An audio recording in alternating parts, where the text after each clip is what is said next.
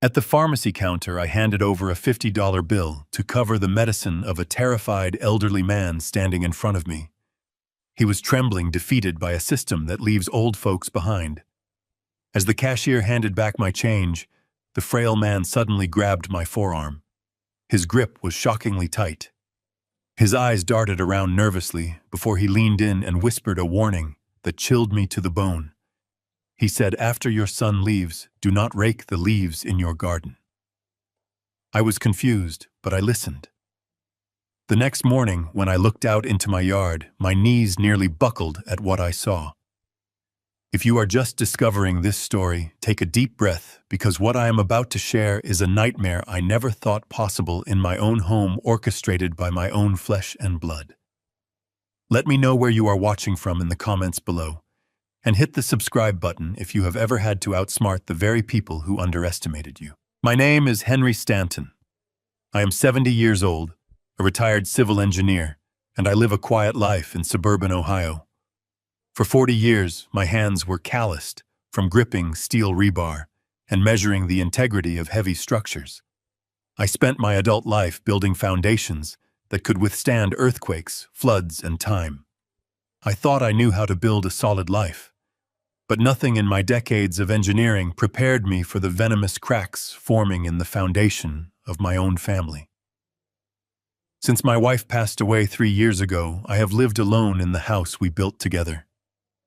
It is a large home surrounded by ancient oak trees that drop a mountain of dry leaves every autumn. Working in the yard kept my old hands busy and my mind off the empty chair at my dinner table. It was a brisk Tuesday afternoon when I drove my pickup truck down to the local pharmacy for my blood pressure medication. The bell above the door chimed as I walked in, shaking off the autumn chill. Ahead of me in line was an elderly man. He looked incredibly frail, wearing a worn gray coat that hung loosely off his stooped shoulders. He was nervously digging through a battered wallet, his spotted hands trembling violently, as the young cashier politely informed him that he was $42 short for his heart medication. I stood quietly and watched him. He looked terrified, desperately searching his empty pockets for single-dollar bills that simply were not there. I know what it feels like to be overlooked by the world when you get older, to feel like a burden. I stepped forward, pulled a $50 bill from my money clip, and placed it on the counter. I told the cashier to put the balance on my tab and keep the change. The old man slowly turned to look at me. His face was weathered, his eyes sunken and bloodshot. I fully expected a simple thank you. Instead, he stared at me with an intense, haunting desperation that instantly made the hairs on the back of my neck stand up. He reached out and gripped my forearm. For a man who looked like a strong breeze could knock him over his fingers, dug into my heavy flannel winter jacket with the terrifying strength of a drowning man holding onto his last lifeline. He leaned in very close, his breath rattling wetly in his weak lungs, and whispered those words directly into my ear. "After your son leaves, do not rake the leaves in your garden." I froze completely in place. The cashier was busy bagging the pill bottles, entirely oblivious to the strange interaction happening right in front of her. I stared down at the old man, my analytical mind racing to make any sense of what he had just said. How in the world did he know I even had a son? I had never seen this man before in my entire life. Our town is small, but not that small. And why would a complete stranger care about my backyard chores? I opened my mouth, demanding to know how he knew anything about my private family matters. But before I could even form the words in my dry throat, he snatched the pharmacy bag from the counter, released my aching arm, and practically bolted toward the exit doors. He moved with a frantic, paranoid energy, glancing nervously over his shoulder before pushing through the glass and disappearing into the cold afternoon gray. I stood there in stunned silence, taking my plastic bags from the cashier without saying another word. The drive back to my house felt like a disorienting blur. The heater in my truck was running full blast, but I absolutely could not shake the freezing feeling settling deep inside my chest. My son Brad is 38 years old. He is a commercial real estate developer, an aggressive businessman always chasing the next lucrative deal. He and his ambitious wife, Sarah, live in a modern luxury townhouse in the city, an hour away from my quiet street. They rarely visit me unless it is a major holiday obligation, or unless they desperately need something from me. The deeply unsettling fact that a terrified stranger at a random pharmacy was mentioning my son and my backyard in the very same breath felt like an impossible puzzle. As a civil engineer, my brain is fundamentally wired to find pure logic. But there was no logic here. There was just a creeping, dark intuition slowly wrapping around my heart, telling me that something was terribly wrong. I turned the final corner onto my street, my heavy tires crunching over fallen leaves. As my familiar house came into view at the end of the cul-de-sac, my lingering confusion instantly morphed into a sharp, heavy rock in my stomach. Parked right in the center of my driveway was a sleek, impeccably clean black Mercedes SUV. Brad's car. My resting pulse quickened immediately. Brad never visited me on a random Tuesday afternoon, and he certainly never came all the way out to the suburbs completely unannounced. I pulled my truck up, slowly cutting the engine and sitting in the sudden silence of the cabin. Through the dusty windshield, I saw them clearly. Brad and Sarah were standing together on my elevated front porch. They were not looking toward the driveway to greet me as a loving family normally would.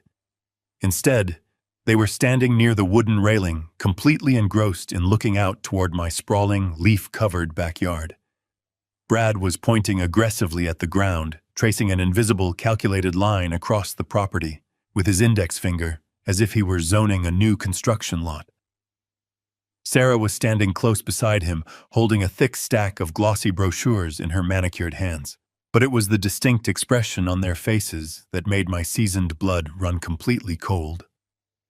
They were smiling, not the warm, affectionate smiles of a busy son and daughter-in-law taking time to visit their aging, widowed father. It was a cold, calculated, and distinctly predatory smile. It was the exact same greedy look an opportunistic contractor gets before they tear down an old, vulnerable building to make way for a highly profitable concrete high-rise. I sat frozen in the silent cab of my truck, my hands gripping the steering wheel as the mysterious old man's desperate warning echoed loudly in my mind. "After your son leaves, do not rake the leaves in your garden."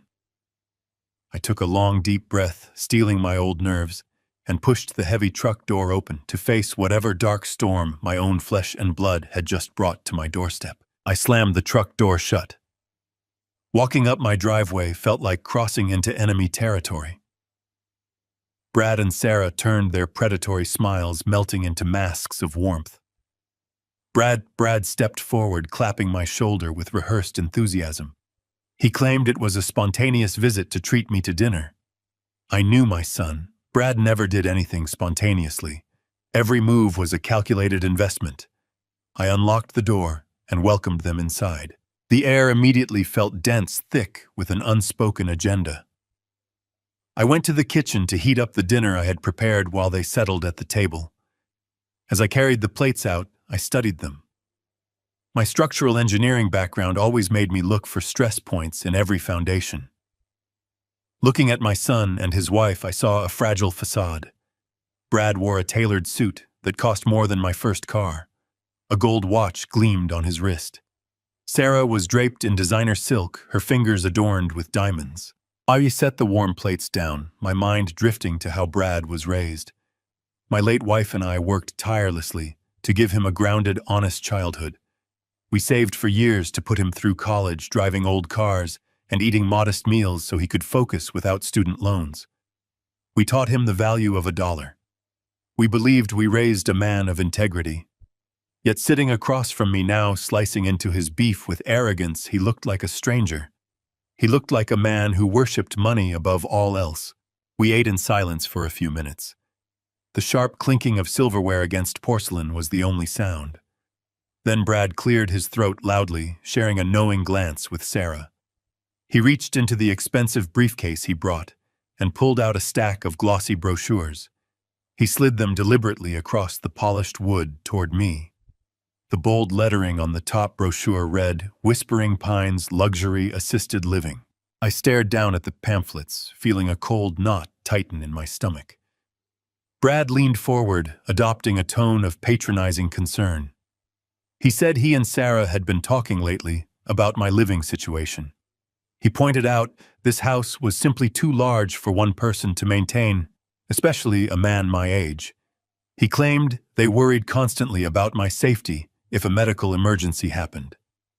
He excitedly said Whispering Pines had a golf course medical staff on call and a vibrant community. He framed the concept as a permanent vacation, a reward for a lifetime of grueling labor. Sarah reached out gracefully and placed her perfectly manicured hand gently over mine. Her skin felt unnaturally cold against my warm knuckles. She tilted her head slightly, her face projecting a picture of manufactured, sickly, sweet sympathy. She softly said they just wanted what was absolutely best for me. Then she looked me directly in the eyes and delivered a line that made the warm blood freeze completely solid in my veins. "You should not be out there raking leaves at your age, Dad. It is incredibly dangerous. You could easily slip and fall, and absolutely no one would even know." The quiet words hung in the air, heavy and deliberate. Raking leaves. My sharp mind instantly snapped back to the terrified, shaking old man at the busy pharmacy counter. His desperate, crushing grip on my arm. His raspy voice begging me not to rake the leaves in my garden after my son leaves. It was a completely impossible coincidence. Sarah could have easily mentioned shoveling snow, or cleaning the high gutters, or fixing the roof, but she specifically, intentionally chose the leaves. The exact same obscure detail the frightened stranger had frantically warned me about just a few hours ago. My heart hammered violently against my ribs, but my 4 decades of managing extremely high-pressure construction disputes kept my face perfectly still. I absolutely did not let a single ounce of my internal panic show on my exterior. I slowly, deliberately pulled my hand away from beneath Sarah's cold palm. I calmly picked up the stack of glossy brochures, tapped them neatly against the table, and slid them right back across the dining surface, directly to Brad. I kept my deep voice incredibly calm, perfectly measured, and completely devoid of visible emotion. I politely told them I truly appreciated their deep concern, but I was perfectly fine living right where I was. I strongly reminded them both that I personally built this solid house with my own 2 hands, and I had absolutely no intention of leaving it. I confidently stated my health was excellent, my mind was perfectly sharp, and I genuinely enjoyed physically maintaining my own private property. I told them the subject was firmly and permanently closed. Brad's square jaw tightened instantly. The warm, affectionate mask slipped for just a fraction of a second, revealing a quick flash of intense, burning frustration. He opened his mouth to fiercely argue, to push his agenda much harder, but Sarah quickly kicked him forcefully beneath the wooden table. I clearly saw the sudden, slight shift in her stiff posture. She gave him a sharp, dark, warning look, silently signaling him to back down immediately. Brad swallowed hard, rapidly, forcing the fake, pleasant smile right back onto his tense face. He smoothly said they understood completely, that they just wanted me to surely know the luxurious option was always there if I ever changed my stubborn mind. The remaining duration of the dinner was agonizingly awkward. The casual conversation dried up completely rapidly, replaced by a suffocating, heavy tension that quickly filled every single corner of the quiet dining room. As soon as the meal was officially over, they were suddenly in a massive rush to leave my home. The spontaneous visit concluded when the pitch failed. I stood up to clear the dishes, carrying the plates toward the sink. As I turned my back on them, I glanced at the reflective surface of the microwave. In the distorted reflection, I saw Brad frantically typing on his phone. His thumbs flew across the screen with desperate urgency, his face pale and sweating. He was not just sending a text message. He was issuing a frantic warning to someone. I turned the cold water on, letting the rushing noise fully mask my sudden movements. I leaned forward over the stainless steel sink and looked out the window into my expansive backyard. The sun was just beginning to set, casting long, dark shadows across the lawn. The autumn wind blew gently, slightly shifting the thick blanket of unraked brown and orange leaves that covered the ground. But as my eyes scanned the perimeter of my property, my breath caught and hitched in my throat. Cutting directly through the grass leading straight from the back gate toward the largest pile of fallen leaves were deep tire tracks. Massive, heavy vehicle treads pressed firmly and deeply into the damp, soft soil. Those exact tracks had simply not been there this early morning when I left for the pharmacy. Someone had definitely been illegally trespassing in my private backyard today without permission. I did not sleep a single wink that night. I sat in the worn leather armchair by the living room window, sipping cold black coffee and watching the moonlight cast long, deceptive shadows across the unraked leaves in my backyard. My mind, trained for decades to calculate load-bearing weights and structural stress, was desperately trying to calculate the weight of my own son's deception. The tire tracks carved into my grass were an undeniable anomaly. They were a glaring error in the quiet equation of my retirement. As dawn finally broke, painting the suburban Ohio sky in pale shades of gray, I heard the heavy floorboards creak above me. Brad and Sarah were awake. I remained perfectly still in my chair, listening to the muffled sounds of their morning routine. I heard the sharp click of Sarah's designer heels on the hardwood, followed by the deep timbre of Brad's voice as he talked on his cell phone. I could not make out the exact words, but the tone was hushed, urgent, and strictly business. At exactly 7 in the morning, they descended the staircase. I forced my stiff muscles to relax, painting on a mask of weary, oblivious old age.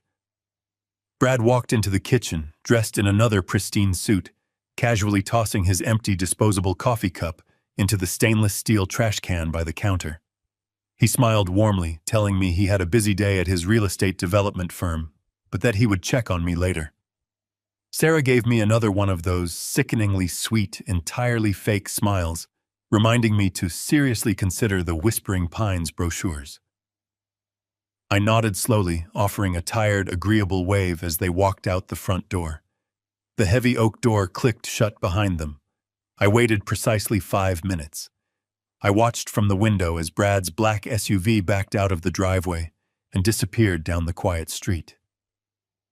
Once the coast was completely clear, I let out a long, heavy breath. The charade was absolutely exhausting. I stood up and walked into the kitchen.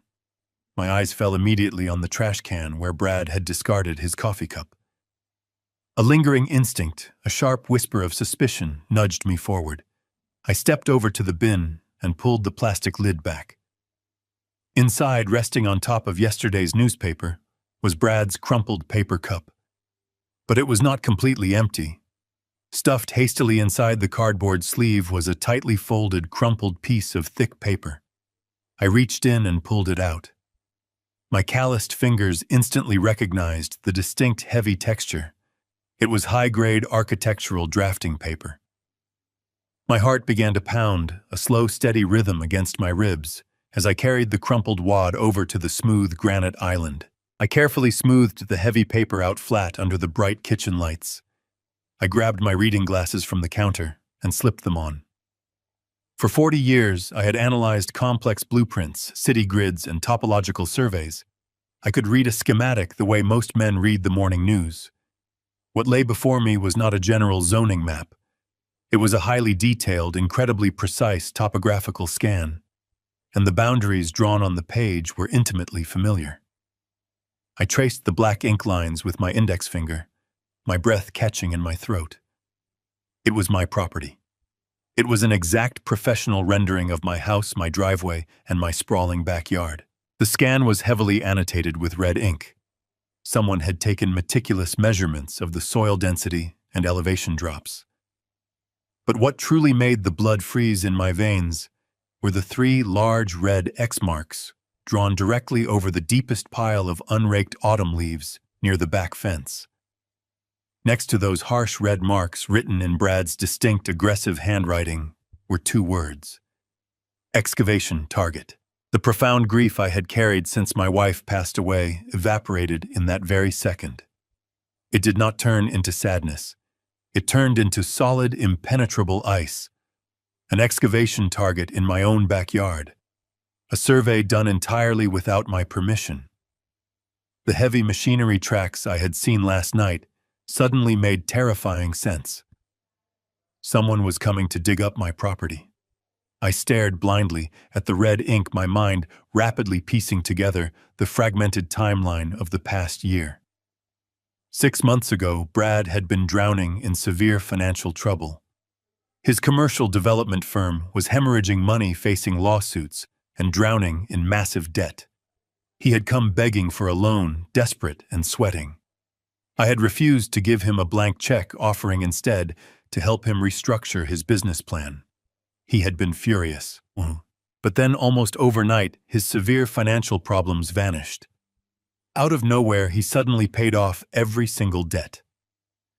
He bought the luxury townhouse, the expensive suits, and the pristine SUV. He claimed he had landed a massive, highly confidential investor.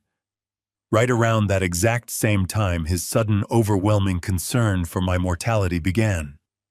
6 months ago, he started aggressively insisting that I update my will.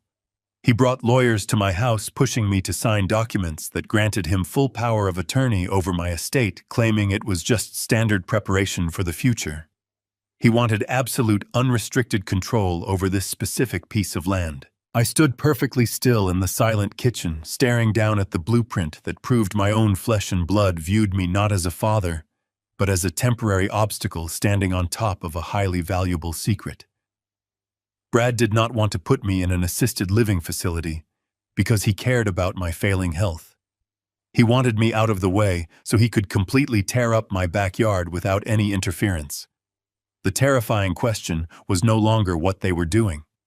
The question was what exactly was buried beneath the unraked leaves in my garden that was worth destroying our family to retrieve. My intense train of thought was violently shattered by the shrill, sudden ringing of the landline phone mounted on the kitchen wall. The sound made me jump, my heart hammering violently against my chest.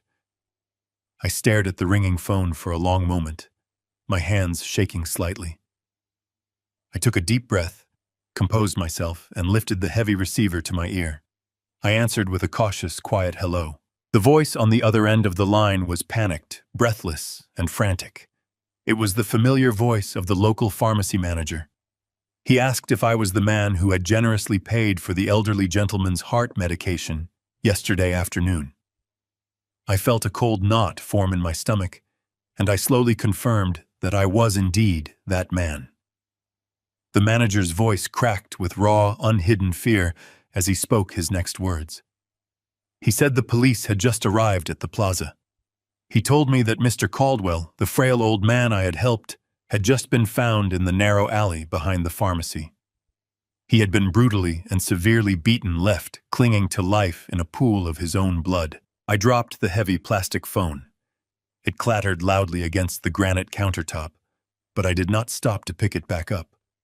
I grabbed my house keys from the hook and sprinted to my truck with an agility I had not felt in years. The drive to the county hospital was a blur of flashing traffic lights and squealing tires. My mind, usually a disciplined engine of logic and structure, was spinning wildly out of control. For 40 years, I calculated the breaking points of steel, but I had no formula for this.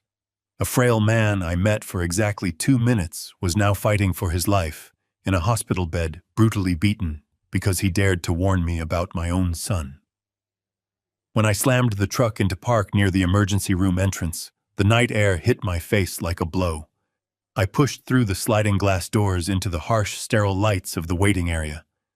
A bored security guard stood near the triage desk, asking for identification and patient relation. I did not have time for pointless bureaucracy. I straightened my posture, channeling the commanding authority I used to wield on massive construction sites, and told the guard with unwavering confidence that I was Arthur Caldwell's older brother.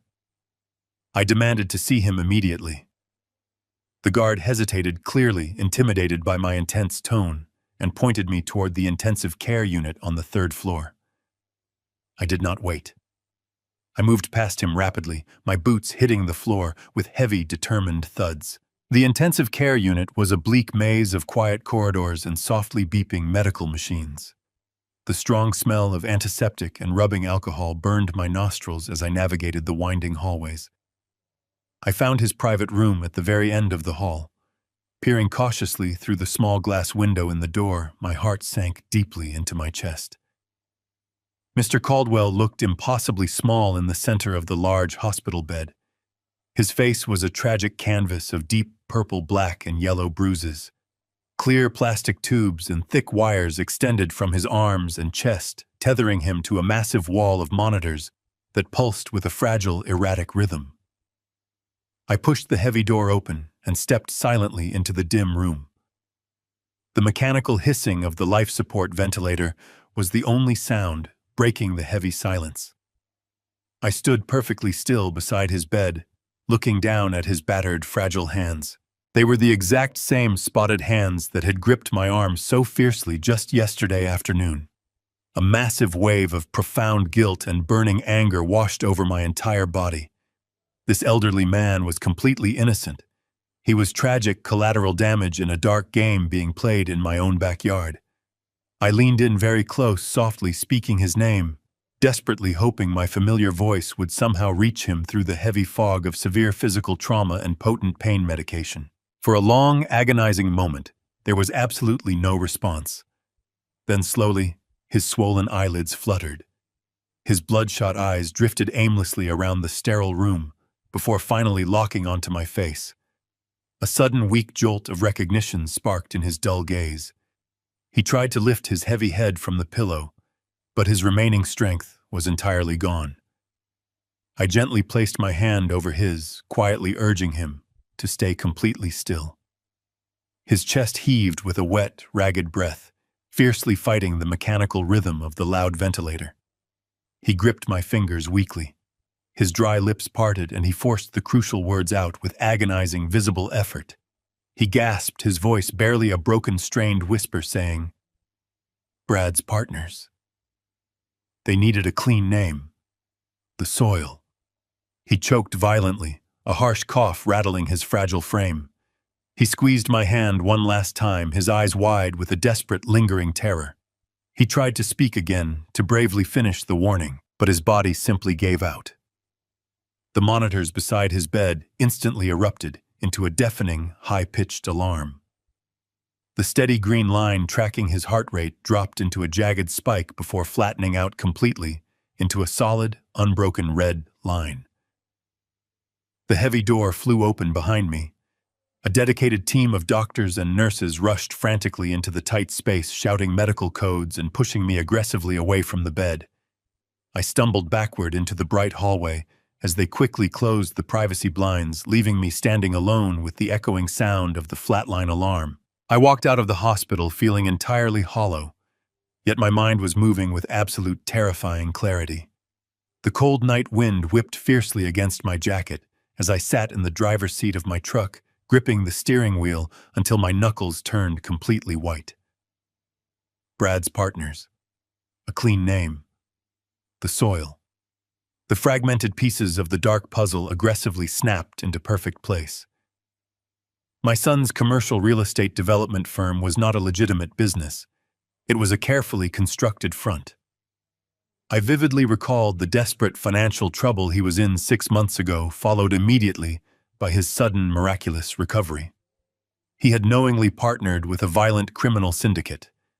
They were laundering dirty money through massive construction projects, and they desperately needed a spotless, highly respectable front to safely anchor their entire illegal operation. They explicitly needed the pristine name of a retired, decorated civil engineer with 4 decades of unblemished civic service.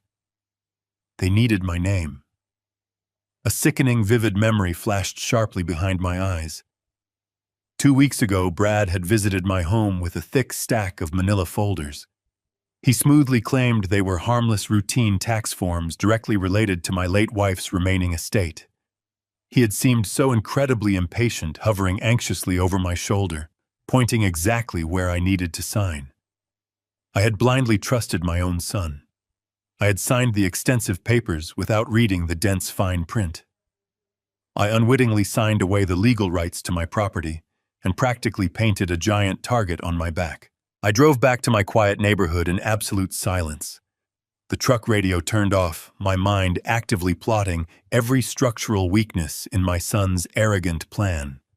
He truly thought he could use me as a human shield, a disposable asset, to protect himself from his violent partners.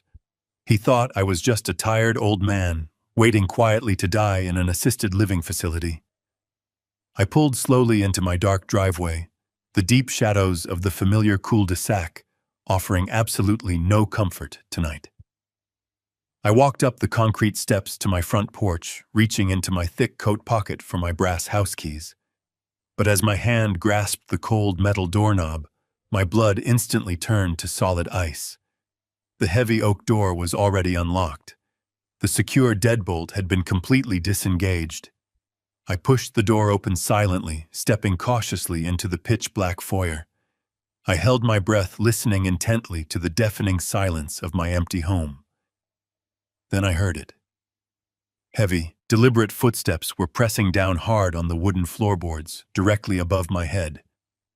The methodical creaking moved precisely down the upstairs hallway, advancing toward the closed door of my private home office. The heavy footsteps creaked directly above my head, moving with a hurried, unnatural weight toward the closed door of my private home office. I stood frozen in the dark foyer, my heart hammering a violent rhythm against my ribs. My own son was creeping through my empty house like a common thief in the night. Every instinct I possessed screamed at me to storm up that wooden staircase, kick the office door open, and demand to know exactly what he was doing. I wanted to grab him by the lapels of his expensive tailored suit and shake the absolute truth out of him. I wanted to ask him why a kind, innocent old man at the local pharmacy was currently fighting for his very life in an intensive care unit just because he had tried to warn me. But I forced my burning anger down. I locked it away behind a mental wall of cold, calculated steel. For 40 years as a civil engineer, I had managed incredibly volatile construction sites. I knew intimately that acting entirely on raw emotion during a critical structural failure only leads to complete catastrophic collapse. Patience was not just a virtue in my profession. Patience was an absolute necessity for sheer survival. I needed to stop Brad immediately, but I could not let him know that I was already aware of his dark, tangled web of lies. I needed to play a highly specific part. I looked down at the small entryway table beside me. Resting near the edge was a heavy ceramic vase that my late wife had purchased during a long-ago trip to the coast. I took a deep, steadying breath, reached out my calloused hand, and deliberately pushed the heavy ceramic vase straight off the edge of the wooden table. It hit the hardwood floor with a deafening, explosive shatter that echoed loudly through the silent house. The rapid footsteps above me stopped instantly. A thick, suffocating silence fell over the entire house. I let out a loud, dramatic groan, deliberately shuffling my boots against the floorboards, and called out into the dark. I asked if anyone was up there, my voice expertly laced with the shaky, uncertain tremor of a frightened, confused old man. For a few agonizing seconds, there was absolutely no response. Then the office door clicked open. The stairs groaned under a slow, hesitant weight. Brad cautiously descended into the dim light of the foyer. He was breathing heavily, his face flushed and pale at the exact same time. His necktie was loosened, and a fine sheen of nervous sweat covered his forehead. He jumped slightly when he saw me standing amidst the broken ceramic shards. He frantically tried to construct a believable lie, stammering that he had not expected me home so soon. He smoothly claimed that he had accidentally left a very important, expensive fountain pen in my home office during his visit earlier today, and had just stopped by to quickly retrieve it. He held up empty hands, offering a weak, unconvincing chuckle, stating that he must have left the pen at his own office after all. I looked directly into his lying eyes. The overwhelming urge to grab him by his collar and throw him against the wall was nearly blinding. I remembered the hours I spent teaching him how to ride a bicycle on this very street. I remembered paying for his college tuition. Now he was treating me like a foolish obstacle. But my physical restraint held firm. I channeled the intense, disciplined focus I used when designing suspension bridges. I knew that letting a single crack show in my structural facade would compromise my entire foundation. I did not challenge his absurd story about the missing pen. Instead, I let my broad shoulders slump forward in deep, exaggerated defeat. I rubbed my eyes wearily with the back of my hand, forcing a heavy, authentic-sounding sigh to escape my dry lips. I looked at the broken pieces of my late wife's beloved ceramic vase scattered across the floor, then looked back up at my son. I told him with a voice full of manufactured sorrow and quiet resignation that I was simply getting too old and clumsy to manage this massive house all by myself. I let the silence hang for a moment before delivering the exact bait I knew he desperately wanted to swallow.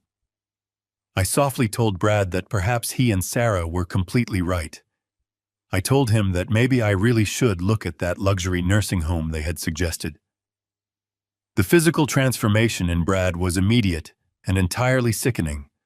The sharp, panicked tension completely vanished from his shoulders. The tight, nervous lines around his mouth relaxed into a broad, victorious smile. He genuinely believed that he had finally broken my spirit. He stepped forward and placed a warm, comforting hand on my shoulder, playing the role of the deeply concerned, loving son to absolute perfection. He gently told me that it was a very smart decision and that he would personally handle all the complicated paperwork so I would not have to worry about a single thing. He promised to call me tomorrow to finalize the details. With his immediate goal seemingly accomplished, Brad quickly excused himself, practically jogging out the front door and into the cold autumn night. I stood silently in the dark foyer, listening intently as his heavy vehicle backed out of the driveway and sped rapidly down the street. The very second the faint sound of his engine completely faded into the distance, my weary, defeated posture vanished. I stood up perfectly straight, my mind shifting instantly from a vulnerable old man back to a calculating engineer. I did not bother sweeping up the broken ceramic shards. I immediately turned and walked briskly up the wooden staircase, taking the steps two at a time. I entered my private home office and flipped on the bright overhead lights. I stood in the center of the quiet room, my sharp eyes scanning every single detail. I checked my filing cabinets, my desk drawers, and my personal safe. Nothing was missing. Every financial document, every family photo, and every personal record remained completely untouched in its proper place. My son did not come here tonight to steal anything from me. He had come here to intentionally plant something. I slowly walked the perimeter of the room, looking for any structural inconsistencies. As I approached the far corner, I noticed it. My heavy, solid oak bookshelf, which had sat flush against the wall for over 20 years, was slightly misaligned.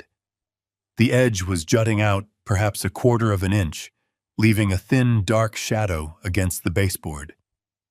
I firmly gripped the thick wooden edge and pulled the heavy bookshelf away from the wall. I took a deep, steadying breath and looked at the floor.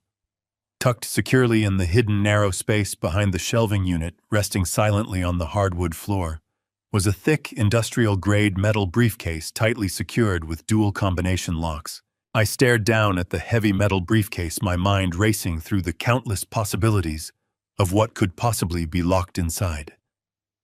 The thick steel casing and the complex dual combination dials suggested something of immense value, or perhaps something incredibly dangerous. Every fiber of my being wanted to grab a heavy crowbar from my garage workbench and smash the locks right off. I wanted to pry the secrets out into the bright light of my home office. But my decades of civil engineering experience immediately warned me against acting on raw impulse. If I broke the locks, Brad would instantly know that his dark deception had been completely exposed. He would aggressively pivot, shift his illicit operations, and likely move to declare me legally incompetent before I could ever gather solid, undeniable proof of his crimes. I needed to trap him entirely unaware. I needed to catch him in the act. I carefully pushed the heavy metal briefcase back into the dark, narrow void behind the shelving unit. I gripped the thick wooden edge of the oak bookshelf and slowly slid it back into its exact original position, ensuring the alignment was completely perfect. I wiped away the faint scuff marks on the hardwood floor with the soft sleeve of my flannel shirt, erasing any trace of my presence. The trap needed to remain entirely undisturbed. I walked out of the house and climbed into my reliable pickup truck. I intentionally avoided the local hardware stores in my immediate neighborhood, knowing perfectly well that the clerks recognized my face and might mention my purchases to anyone asking questions. Instead, I drove 45 minutes down the interstate to a large remote hunting supply store located 2 towns over. The cavernous store smelled strongly of leather canvas and gun oil. I walked directly to the outdoor surveillance aisle and meticulously selected 4 military-grade motion-activated trail cameras. I made absolutely sure to choose models equipped with invisible, infrared, night vision, high-capacity memory cards, and cellular transmission capabilities that could quietly send live video feeds directly to my private mobile phone. As I placed the expensive equipment on the checkout counter, the young cashier asked if I was tracking a particularly elusive buck this season. I offered him a tired, warm smile, playing the role of a harmless old hunter perfectly. I simply told him that I was trying to catch a highly destructive predator that kept coming into my property under the thick cover of darkness. I paid with cash to avoid leaving any digital paper trail, grabbed the heavy shopping bags, and drove back to my quiet suburban street as the cold autumn sun began to sink below the horizon. By the time I pulled into my driveway, the sky was a bruised shade of deep purple and charcoal black. I grabbed the shopping bags and headed straight for the backyard. The biting autumn wind whipped fiercely through the bare branches, rattling the thick canopy of ancient oak trees that surrounded my property line. I unpacked the sleek camouflage-painted cameras and strapped the heavy utility belt around my waist. Looking up at the towering massive oak tree nearest to the unraked pile of leaves, a sudden wave of sharp physical pain shot through my lower back. I am 70 years old, and my joints fiercely protested the very idea of vertical exertion. But as I firmly grasped the lowest, thickest branch and hoisted my heavy body upward, an old familiar instinct rapidly took over. Long before I was a civil engineer, I was a young infantryman serving in the military. My body automatically remembered the rigorous combat training, the strict discipline of moving silently through hostile territory, and the sheer willpower required to ignore physical agony. I climbed higher into the dark canopy, the rough bark scraping painfully against my calloused hands. As I reached the optimal vantage point, a sudden, profoundly painful memory hit me with the force of a physical blow.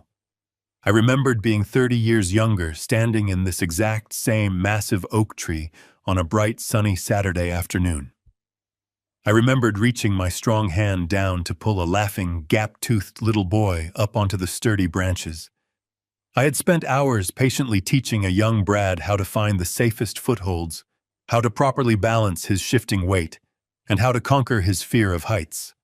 I had looked at my innocent, joyful son with such immense, overwhelming pride. Now, decades later, I was hanging in the freezing darkness of those very same branches, meticulously installing covert surveillance equipment to capture that exact same boy committing severe federal crimes. The heartbreaking contrast between the innocent child I raised and the treacherous monster he had become nearly suffocated me. I swallowed the bitter, heavy grief and focused entirely on the grim mission at hand. I secured the first trail camera tightly against the thick trunk, aiming the invisible infrared lens precisely at the massive pile of unraked leaves where Brad and Sarah had been pointing earlier that day. I activated the cellular transmission, verifying the crisp, clear night vision feed on my glowing phone screen.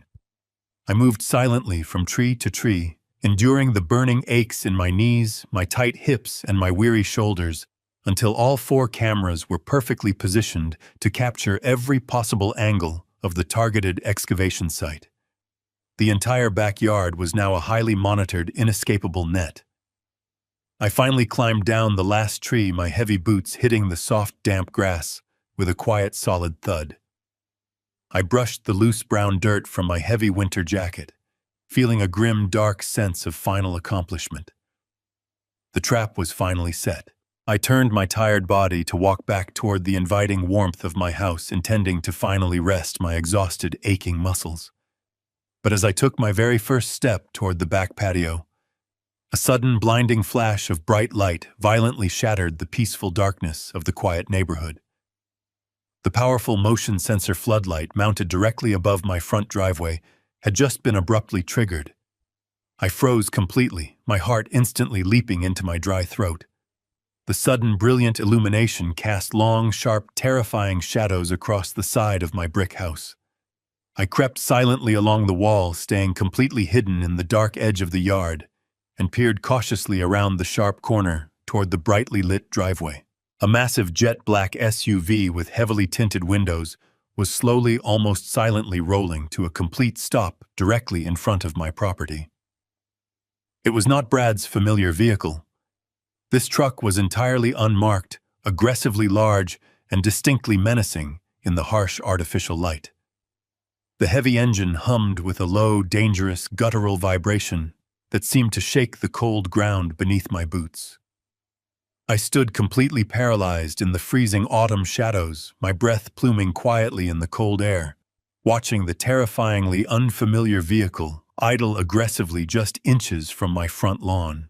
I tightly gripped the rough edge of the brick wall, realizing the dangerous storm had arrived at my doorstep much faster than I had ever anticipated. I pressed my spine against the freezing brick exterior of my home. The heavy rumbling of the black SUV vibrated through the soil and traveled up through the soles of my boots. I knew I could not stay exposed in the side yard. If that powerful motion sensor light caught a fraction of my shadow, the delicate trap I had just spent hours building in the trees would be destroyed. I moved with agonizing slowness, sliding my boots across the damp grass. I placed every single step with absolute precision to avoid snapping a stray twig. I slipped silently through the heavy wooden gate, pulling it shut with care, and eased the back door open. I slid inside, pulling the oak door shut until the deadbolt clicked into place. I stood frozen in the dark kitchen, my chest heaving desperately, trying to quiet the harsh sound of my rapid breathing. I moved stealthily into the living room, relying on memory to navigate the dark space. I crouched low behind the heavy velvet drapes that framed the front bay window. I parted the dusty fabric just a fraction of an inch, creating a perfectly concealed line of sight straight to the driveway. The security floodlight blazed brightly, cutting through the cold darkness and illuminating the massive vehicle idling just beyond my brick mailbox. The heavy passenger doors of the massive SUV swung open simultaneously with a synchronized click. Two men stepped out into the crisp night air, and my sharp instincts instantly categorized them as imminent threats. They absolutely did not look like friendly real estate developers, and they certainly did not look like city zoning officials surveying a quiet neighborhood. They were dressed in sharp, highly expensive dark suits that seemed jarringly out of place in my peaceful suburban cul-de-sac. They moved with a rigid, calculated efficiency that immediately sent a chilling warning straight down my spine. The taller man casually adjusted his tailored jacket, his cold eyes methodically scanning the quiet perimeter of my property with complete professional detachment. The second man, who was shorter and heavily built, pulled a sleek digital camera from his inner coat pocket. He began snapping rapid, systematic photographs of my front yard, carefully documenting the specific angles of my roofline and measuring the exact physical distance between my exterior brick walls and the neighboring wooden fences. They were definitely not admiring the classic architecture. They were methodically mapping the physical, tactical boundaries of a highly secure operational zone. They were actively calculating potential access points, mapping out viable escape routes, and carefully analyzing potential lines of sight from the quiet street to ensure total privacy. The taller man reached carefully into his suit jacket and retrieved a large smartphone. He held it up directly in front of his face, tapping the illuminated digital screen to initiate a live video call. The bright glow of the display reflected sharply against his harsh, angular features. He slowly turned the phone around, using the rear camera to show the impatient person on the other end the real-time layout of my private property. He deliberately panned the device across the entire length of my driveway, pointing the lens specifically toward the wooden gate that securely guarded my expansive backyard. As he shifted his wide stance on my front walkway, the angle of the glowing screen shifted perfectly into my narrow line of sight through the dark bay window. Even from my safely concealed distance inside the quiet house, the familiar image on the screen was entirely unmistakable. I clearly saw my own son. Brad's face fully occupied the digital frame, his expression taut with nervous, greedy anticipation. He was currently sitting safely inside his luxurious home office, completely insulated from the dangerous work happening right on my front lawn. He was actively directing these dangerous men. I watched in total silent horror as Brad pointed his index finger on the screen, gesturing emphatically toward the dark side yard that led straight to the unraked leaves. A massive wave of clarity washed over my entire being. The dying words of Mr. Caldwell echoed in the quiet living room. Brad's partners. A clean name. The soil. The horrific scope of this operation finally laid itself bare in my mind. This was not a greedy son trying to steal a modest family inheritance. This was a highly organized, deeply entrenched, and incredibly violent criminal enterprise operating on a massive scale. Brad had deliberately sold his soul to climb out of his crushing financial ruin. His wealthy investors were ruthless men who required untraceable locations to bury their darkest secrets. They needed quiet residential properties legally owned by respectable citizens with zero criminal ties. My pristine reputation as a dedicated civil engineer provided the ultimate perfect cover story for their illicit operations. Brad had intentionally manipulated me into signing those complex legal documents weeks ago, transferring the power of attorney so he could freely grant these men unrestricted access to my private land. He had knowingly marked his childhood home as a literal dumping ground for a violent syndicate. The weight of his treachery was too heavy to bear. He was willing to sacrifice my quiet life, my spotless honor, and my safety just to maintain his pathetic facade of manufactured wealth. The two men quickly finished photographing the front exterior and moved deliberately toward the wooden side gate. I tracked their every movement through the narrow slit in the velvet drapes, my aging muscles tense and ready for sudden action. They did not attempt to force the gate open, likely knowing from Brad it was securely locked from the inside. Instead, they leaned heavily over the top of the wooden slats, peering directly into the pitch-black expanse of my private backyard. The taller man held the smartphone high above his head, allowing Brad a clear digital view of the dark grounds. The heavily built man produced a flashlight and aimed the powerful beam straight into the thick darkness. The harsh white light cut fiercely through the deep shadows, landing precisely on the massive pile of dead autumn leaves situated near the back fence. It was the exact same area I had just spent agonizing hours surrounding with hidden trail cameras. The shorter man reached his long leg over the low section of the fence and kicked incredibly hard at the outer edge of the dry leaf pile. The brittle leaves scattered instantly into the cold wind, revealing exactly what lay deliberately hidden beneath them. It was not normal, naturally compacted garden soil. It was freshly turned loose and completely disturbed black dirt. The menacing man retracted his leg and turned back toward his partner. He offered a slow, deeply sinister smile, raising his thumb in a clear, confirming gesture directly to Brad on the video screen. The live feed abruptly terminated. The men turned in silence, sliding into the black SUV. The engine roared, and the vehicle glided smoothly down the street, disappearing into the dark night. I remained crouching behind the drapes, staring fiercely at the exact spot where they stood. The terrifying puzzle was undeniably solved.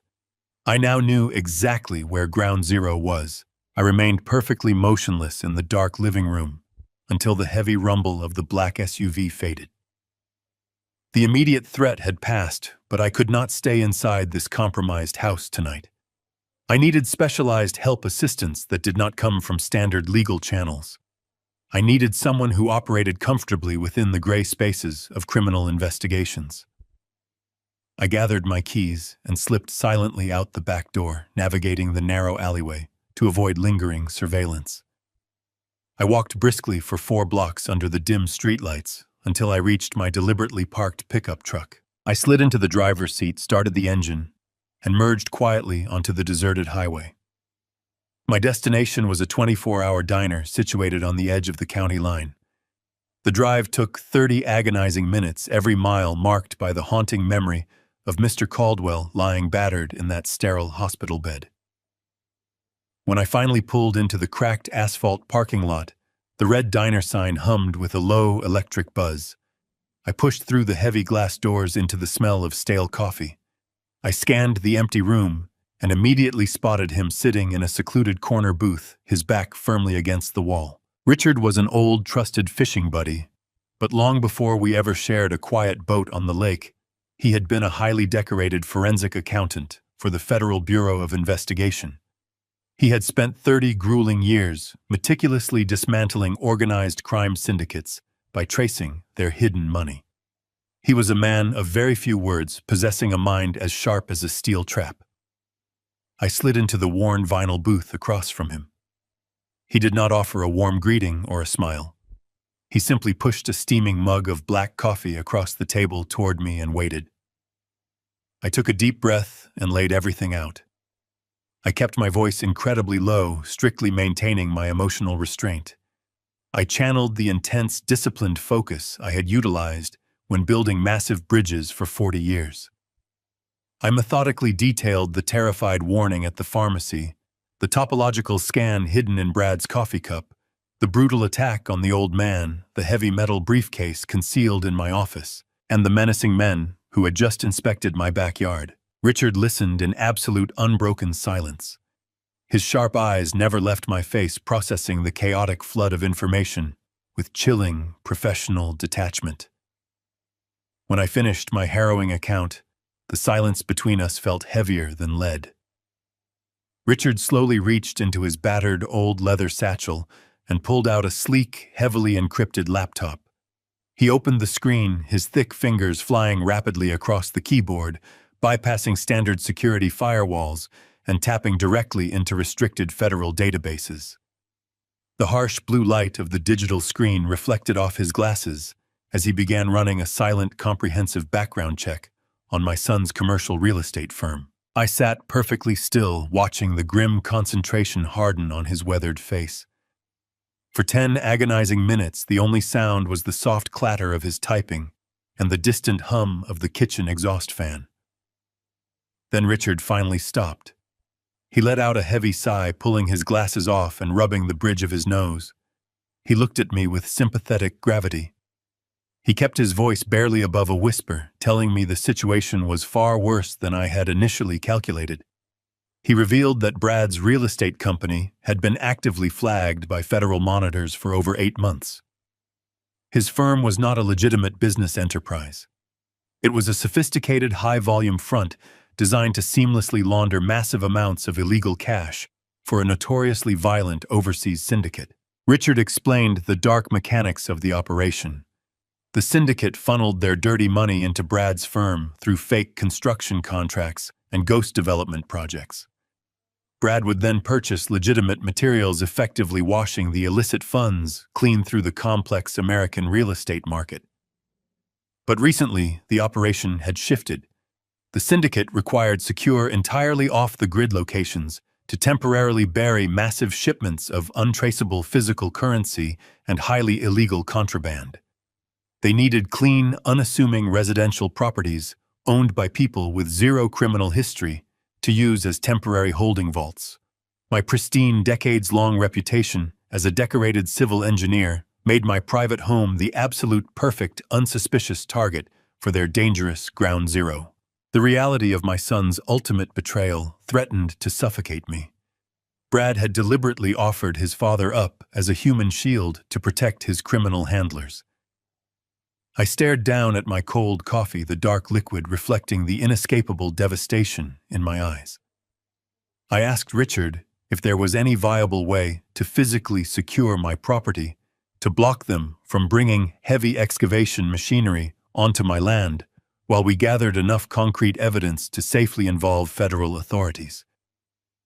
I suggested we could immediately file a strict restraining order or place a temporary legal freeze on any structural modifications to the residential deed. Richard did not respond immediately. His eyes dropped back down to the glowing screen of his laptop. His thick fingers tapped the keyboard a few more times, pulling up the official, publicly accessible county property records for my specific address. He wanted to verify if Brad had foolishly attempted to file any preliminary excavation permits under my name. As the digital document loaded onto the screen, Richard's face suddenly drained of all color.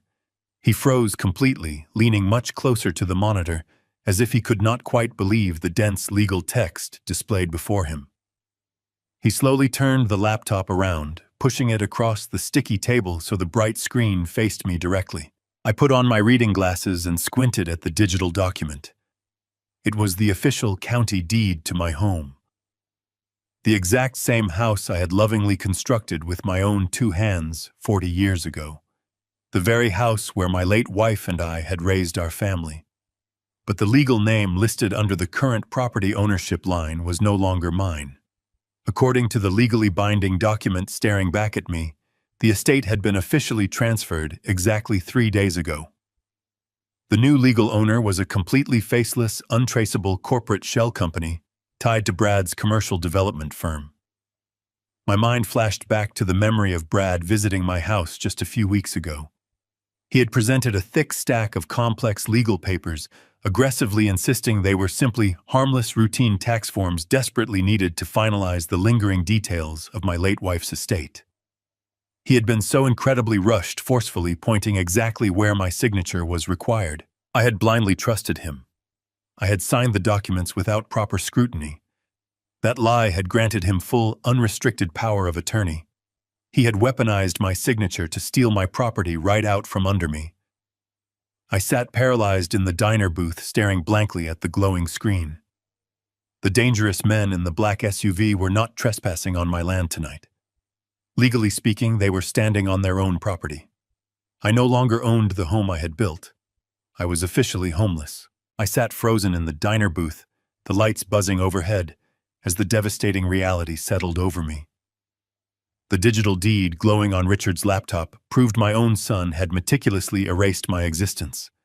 I had spent 40 years building a legacy, pouring my sweat and blood into that soil, only to be legally evicted by the boy I raised. Richard watched me with quiet sympathy, his eyes reflecting a deep understanding of betrayal. He closed the laptop, a definitive snap that echoed the absolute finality of my broken family. He asked what my next strategic move would be. A cold resolve replaced the shock running through my veins. I told him I needed to give Brad exactly what he wanted: an empty house. I pulled my phone from my jacket pocket, my calloused hands steady now. I stepped out of the diner and into the freezing autumn air. I dialed Brad's number, actively transforming myself back into the weak, exhausted old man he desperately wanted me to be. He answered on the second ring, his voice tight with an underlying nervous energy. I let out a long sigh, pouring manufactured weariness into the receiver. I told him with a perfectly calibrated tremor in my voice that the events of the past few days had finally caught up with me. I admitted total defeat. I confessed that maintaining the property was simply too much for my aching bones, and I was ready to sign the admission papers for Whispering Pines. He quickly masked his soaring excitement with artificial sympathy. I continued my performance, telling him I needed a couple of days to clear my head and process this massive transition. I stated I was packing my gear and heading up to the northern lakes for a 2-day fishing trip. I told him it was a necessary chance to say a peaceful goodbye to my independent life before moving into the facility. The trap was perfectly set, and Brad swallowed the bait with absolute eagerness. He smoothly insisted that I should not worry about a single thing while I was gone. He enthusiastically volunteered to come over, check the heavy locks, and keep a close eye on the house. I thanked him profusely, maintaining the pathetic facade of a highly dependent father, and ended the call. I drove back to my stolen house to pack my fishing gear. The physical act of walking through the front door felt different this time. The thick walls I painted, the hardwood floors I installed, the warm living room where my late wife used to read her evening novels. It all felt like a hollow stage set. I walked into the garage and pulled my heavy canvas duffel bag down from the high wooden shelf. As I mechanically loaded my tackle box, waterproof boots, and insulated jacket, the profound sting of betrayal washed over me anew. My son was not just stealing my physical property and financial security. He was pushing me into an early grave, rushing me into a facility where my independence would wither all, so he could hand my home over to criminals. He was turning my sanctuary into a dark graveyard for their illegal secrets. Every metal zipper I pulled, every plastic buckle I fastened, solidified the cold barrier around my heart. I was no longer an older father trying to reason with a misguided son. I was an experienced civil engineer systematically isolating a critical structural failure to prevent a catastrophic collapse. I slung the heavy bag over my shoulder and walked briskly out of the garage. I did not look back at the dark windows or the empty porch. I locked the front door knowing the brass key resting in my hand was now completely useless. I climbed into my pickup truck, started the engine, and backed slowly out of the driveway.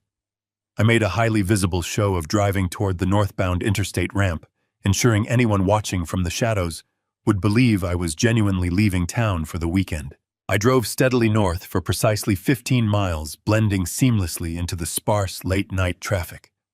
Once I was absolutely certain I was not being followed by any unmarked vehicles, I took a sudden exit, navigating expertly through a maze of winding backroads.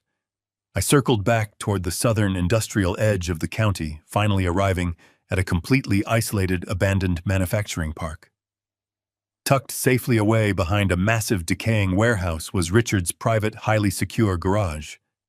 The corrugated metal door rolled up with a quiet mechanical hum as I approached. I pulled my truck inside, completely disappearing from the outside world. The metal door slammed shut behind me. The interior of the spacious garage was entirely retrofitted into a sophisticated tactical command center. Thick blackout curtains covered the high glass windows. Multiple high-resolution digital monitors glowed brightly against the cold, cinder-block walls, illuminating the dark space with a harsh blue light. Richard was sitting at a large folding table connecting his encrypted network routers and organizing a complex array of digital servers. I pulled up a rigid metal chair beside him, placing my secure cellular phone on the table. I synced my device to his master terminal, routing the private video feeds from the 4 military-grade trail cameras I had hidden in my backyard oak trees directly to his high-definition screens. The wireless transmission stabilized rapidly, and the 4 monitors flickered to life. The specialized infrared lenses provided a crisp, high-contrast, black and white view of my deserted backyard. The cold wind rustled the bare branches, creating shifting, ghostly shadows across the thick blanket of fallen leaves. We sat in the dark garage drinking lukewarm black coffee from foam cups, waiting in absolute, highly disciplined military silence. The glowing digital clock on the bottom right corner of the primary screen ticked forward methodically. 11 o'clock passed without a single disruption.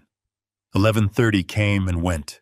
The suffocating tension in the cold room was thick enough to cut with a heavy steel blade. I watched the screens intently, my aging eyes burning slightly from the relentless glare of the monitors. I thought about the terrified old man fighting for his life in the hospital bed. I thought about the thick architectural drafting paper hidden carelessly in the coffee cup. I thought about the cold, calculating smile on Sarah's face when she confidently told me I could easily slip and fall, and no one would ever know. The scattered, terrifying pieces were perfectly aligned. The stage was empty, primed, and ready for the impending destruction. The digital clock turned to exactly midnight. Suddenly, a sharp alert chimed loudly from the central computer terminal. The primary motion sensor on the northernmost oak tree camera had just been triggered. I leaned forward, gripping the hard edge of the metal table with absolute intensity. On the main monitor, the infrared feed shifted slightly as the heavy wooden gate at the far side of my private property swung open violently. A pair of incredibly bright headlights pierced the black and white feed, casting long beams across the damp grass. A massive excavation vehicle was slowly rolling directly into my backyard. The heavy vehicle groaned to a halt beyond the wooden fence line, its tires tearing through the damp grass of my lawn. In the cold light of Richard's hidden garage, we stared intensely at the glowing monitors. The infrared cameras captured every detail in stark black and white. The vehicle was an oversized tactical transport truck. The engine cut off, plunging my backyard back into absolute silence. The four doors of the truck swung open simultaneously. Brad and Sarah stepped out into the freezing night, followed closely by the two broad-shouldered men I had observed earlier. The men moved straight to the rear of the truck, throwing open the cargo doors. They retrieved 4 reinforced steel shovels and a pair of pickaxes. They were opting for manual labor to avoid drawing the attention of my sleeping neighbors. They moved swiftly through the gate, their boots crushing brown leaves. Richard leaned forward and tapped a sequence of keys on his laptop. The digital audio feed kicked in, sending sound through the external speakers. The rustling of the wind and the crunching of boots filled the quiet command center. They marched directly toward the massive pile of unraked leaves near the back boundary of my property. The taller unknown man violently kicked the remaining leaves aside, fully exposing the loose, recently disturbed soil beneath. Brad stood near the edge of the designated digging zone, gripping his shovel with a hesitant posture. He looked nervously toward the dark windows of my empty house, terrified that his manufactured story about my fishing trip might be a lie. He wiped a bead of nervous sweat from his brow, trembling. Then a voice sliced through the audio feed, sharp, commanding, and devoid of any warmth. It was Sarah. The patronizing tone she always used when speaking to me was entirely gone. Her voice was pure venom. She aggressively ordered Brad to stop staring at the dark house and start digging immediately. She told him that the syndicate was running on a tight schedule and that they did not have time for his pathetic cowardice. I sat perfectly still, my eyes locked on the monitor, stunned by the venomous transformation. The fragile, delicate daughter-in-law, who gently placed her cold hand over mine at the dinner table, was a complete fabrication. The woman barking harsh, unforgiving orders at my son was a ruthless operative. She was actively driving his reckless financial schemes. She was the hardened syndicate liaison, firmly holding his tight leash. Brad weakly protested, complaining that the ground was densely packed and that his hands were blistering from the cold steel shaft of the shovel. Sarah stepped aggressively into his personal space, her face inches from his. The camera captured the pure contempt twisting her features. She degraded him mercilessly, calling him a weak, pathetic excuse for a man. She sharply reminded him that his financial failures had nearly gotten them both killed 6 months ago, and that this specific excavation was the only reason the syndicate had allowed him to keep breathing. She ordered him to dig until his hands bled, stating that he owed his miserable life to the very dirt he was standing on. Brad visibly shrank under her fierce verbal assault. He swallowed hard, completely stripping away the businessman persona he paraded around in public. He was a terrified pawn. He plunged his shovel deep into the dark earth. Richard and I watched in silence as the 3 men tore into the soil of my backyard. The infrared feed highlighted the heat radiating from their bodies as they worked. Mounds of dark earth piled up rapidly around the perimeter of the growing trench. The physical exertion was immense. Brad was gasping for air, his chest heaving violently, but he did not dare stop to rest under Sarah's terrifying, watchful gaze. She paced the edge of the deepening hole like a prison warden, her arms crossed tightly over her chest, constantly checking the illuminated face of her expensive wristwatch. The minutes dragged on with agonizing slowness. The hole grew wider and deeper, surpassing 4 feet in depth. I felt anger welling up inside me. My peaceful sanctuary, where my late wife had lovingly planted azaleas, was being desecrated by criminals. I kept my breathing slow and steady. Suddenly, a loud metallic clink echoed sharply through the audio speakers. The harsh sound of solid steel striking thick metal cut through the rhythmic scraping of the shovels. The 2 men instantly stopped digging. Brad dropped his shovel, completely collapsing to his knees at the muddy edge of the dark trench. He was panting heavily, wiping wet mud across his pale forehead. Sarah leaned eagerly over the dark precipice, a triumphant smile spreading across her sharp face. She ordered the men to pull them out carefully, reminding them that the contents were worth more than their miserable lives combined. The two broad-shouldered men dropped into the deep hole, their boots sinking into the wet mud. They grunted with intense physical effort, grabbing hold of thick, reinforced nylon straps buried in the loose dirt. With a synchronized heave, the two men hoisted a massive object out of the trench and dropped it. It landed heavily onto the grass. It was a large military duffel bag securely fastened with heavy steel padlocks. They reached back down into the darkness and hauled up a second identical bag, letting it fall with a heavy thud next to the first. Then they reached down one final time and extracted a third heavy bag, dragging it onto the damaged lawn. The three massive duffel bags sat in a row, radiating a cold, undeniable menace. I knew without a shadow of a doubt that those bags were stuffed with millions of dollars in illicit currency and highly illegal contraband. The syndicate was finally moving their hidden stash. They were successfully extracting their buried treasure from my stolen property. Richard let out a long, quiet breath beside me, stating that we finally had all the concrete evidence we needed. He told me that once they loaded those heavy bags into the truck, we could call his federal contacts. I felt a surge of profound relief wash over my tired body. The trap had worked flawlessly. We had successfully caught them red-handed. But as I watched the monitors waiting for the men to carry the bags toward their waiting vehicle, my relief violently evaporated. They were not leaving. The two men climbed out of the muddy trench and stood silently beside the retrieved duffel bags. Sarah turned her cold, calculating gaze toward Brad, who was still kneeling in the damp dirt, gasping for air. She gave him a sharp, subtle nod. Brad slowly climbed to his feet.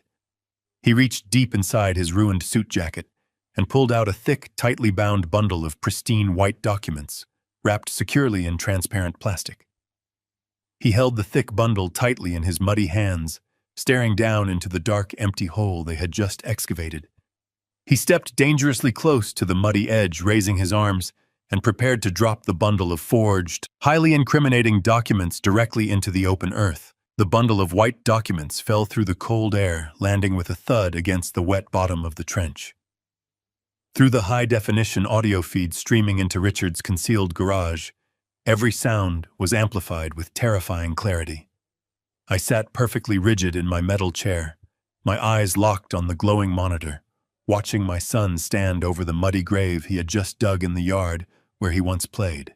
The taller syndicate man stepped forward, shining his flashlight down into the hole. The beam illuminated the plastic-wrapped package resting in the dark earth. He turned his cold gaze toward Brad, his voice a dangerous rumble vibrating through the laptop speakers. He demanded to know exactly what Brad had just thrown into the excavation site. He sharply reminded my son that their strict instructions were only to retrieve the $5 million in currency packed inside the duffel bags, not to leave any trace behind. Brad held his hands up in a placating gesture, desperate to maintain control of the escalating situation. His voice trembled slightly, but a sickening undercurrent of arrogant pride bled into his words. He told the syndicate operative to relax, insisting that the buried documents were the absolute key to keeping all of them out of federal prison.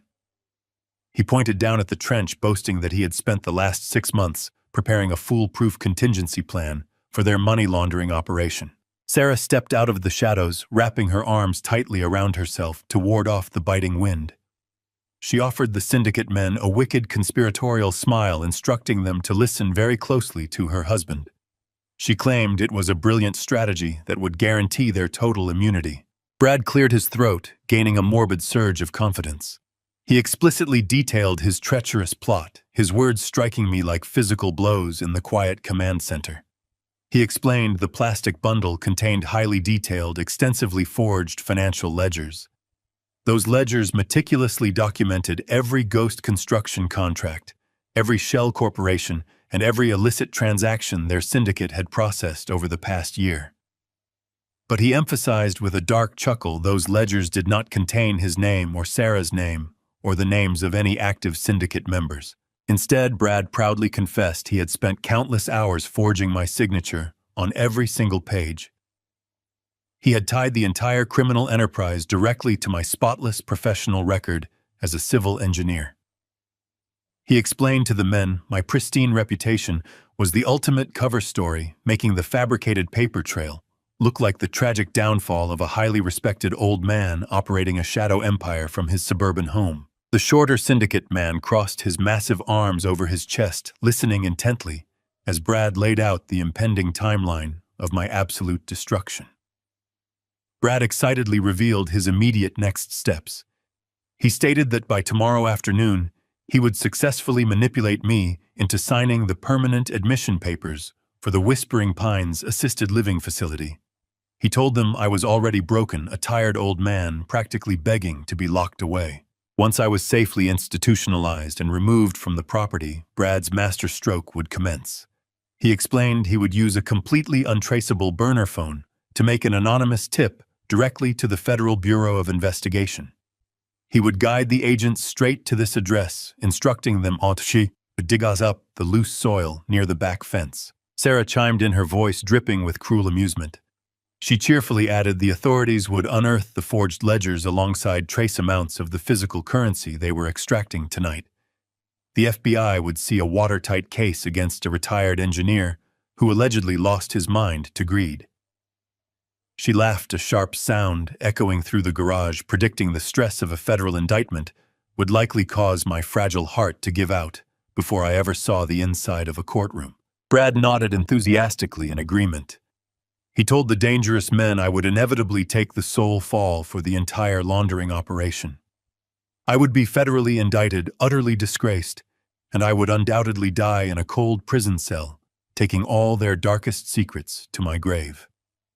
In exchange, Brad and Sarah would legally inherit my unblemished real estate assets insulated from the ensuing federal fallout, while the syndicate walked away entirely clean to easily set up their next lucrative front. The taller syndicate man stared at Brad for a long, silent moment. The infrared camera captured the slight nod of approval he finally offered. He gruffly praised the ruthless efficiency of the plan, stating he never realized Brad possessed the stomach to sacrifice his own father. Brad simply shrugged his shoulders in the cold night air, callously dismissing my entire existence with a casual wave of his hand. He stated that business was simply business, and I had already outlived my practical usefulness. They grabbed the 3 duffel bags, dragging the $5 million across my ruined lawn. They loaded the bags into the rear of the black SUV, slamming the heavy doors shut. Brad and Sarah quickly grabbed their shovels and pushed a layer of loose dirt over the plastic-wrapped ledgers, burying the fake evidence before rushing to their vehicle. Within minutes, the driveway was empty. The motion sensor light clicked off, plunging my home back into darkness, leaving behind a perfectly set trap meant to end my life. In the isolated command center, the sudden silence was deafening. I sat paralyzed in my metal chair, staring blankly at the monitors. The bitter black coffee in my cup had gone cold. Beside me, Richard slowly removed his glasses, letting out a heavy exhale. He did not attempt to offer any hollow words of comfort. He knew exactly what I had just witnessed. He knew that I had just watched my only son casually sign my death warrant. The profound, crushing sadness that had briefly threatened to break my spirit vanished entirely. The lingering, desperate hope that Brad was simply a misguided child evaporated into the cold air of the concrete garage. He was not a victim of circumstance. He was not being coerced. He was the malicious, calculating architect of my impending doom. He had meticulously designed a structural nightmare intended to completely crush me under its immense, unavoidable weight. I closed my eyes, taking a slow, measured breath. I envisioned the towering steel suspension bridges I had built throughout my career. I thought about the absolute precision required to ensure that thousands of tons of concrete held firm against hurricane winds. I remembered the calculations needed to safely demolish a failing structure without causing collateral damage. My son had tragically miscalculated my strength. He genuinely believed I was a weak foundation, that would crumble under his artificial pressure. He failed to realize I possessed the blueprints to tear his operation down to the bedrock. When I opened my eyes, the sorrow was gone, replaced by cold resolve. I turned to Richard, my voice steady and devoid of emotion. I told him it was time to drop the bridge. Richard did not hesitate or ask for clarification. He understood the gravity of my words and the absolute finality in my voice. He reached across the metal folding table and pulled a highly secure, heavily encrypted satellite phone from the depths of his worn leather satchel. He bypassed the standard cellular networks, dialing a direct unlisted number that connected straight to his former colleagues actively serving in the Federal Financial Crimes Division. As the line connected, Richard rapidly summarized the escalating situation with crisp military precision. He calmly reported a confirmed high-level money laundering extraction currently in progress at a residential target. He explicitly detailed the presence of $5 million in illicit physical currency, the involvement of known syndicate operatives, and the active destruction and burial of deeply forged federal evidence. To permanently cement the undeniable urgency of the raid, Richard seamlessly linked our live, high-definition infrared camera feed directly to the Federal Operations Center in downtown Atlanta. The sheer magnitude of the hard evidence streaming across their secure screens triggered an instantaneous, overwhelming response. A specialized tactical strike team already stationed on night standby was officially mobilized within mere minutes. Richard ended the secure call and gently closed the encrypted laptop on the table. He turned his weathered face toward me, his expression marked by a grim, professional solemnity. He instructed me to stay safely hidden inside the reinforced walls of his abandoned command center. He warned me that the ensuing federal raid would be incredibly chaotic, highly dangerous, and exceptionally violent.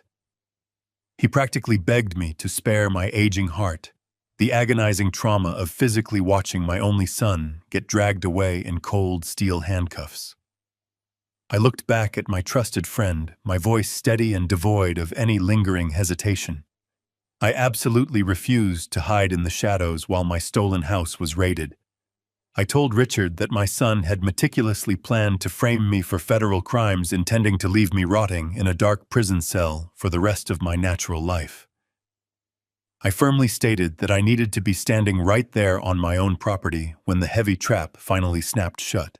I needed to look Brad directly in his eyes the exact moment he realized his brilliant, treacherous empire had completely collapsed. Richard stared into my unwavering gaze for a long moment, silently recognizing the stubborn, unbreakable resolve of a devastated father. He simply nodded, grabbed his keys from the metal table, and led the way out to his unmarked vehicle. The drive back towards my suburban neighborhood was consumed by a heavy, suffocating silence. The cold autumn darkness slipped past the passenger window in a continuous blurry stream. I kept my eyes fixed firmly on the illuminated dashboard, letting the rhythmic hum of the engine ground my racing thoughts. As we sped down the deserted highway, a profound, heavy mourning finally washed over my exhausted soul. I was not mourning the impending loss of my physical property or the bitter betrayal of my financial trust.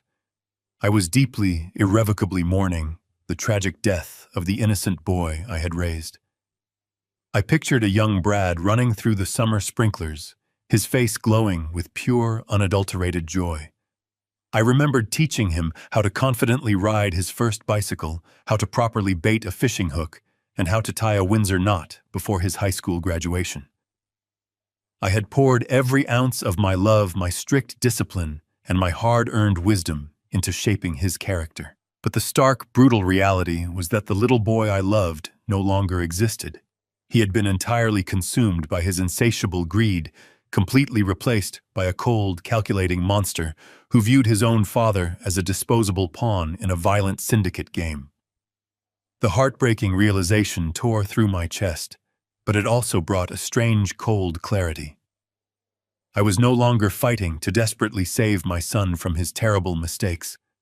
I was actively stepping forward to permanently neutralize a highly dangerous threat to my own survival. I realized that protecting my hard-earned legacy required me to completely abandon my fragile, lingering paternal instincts forever.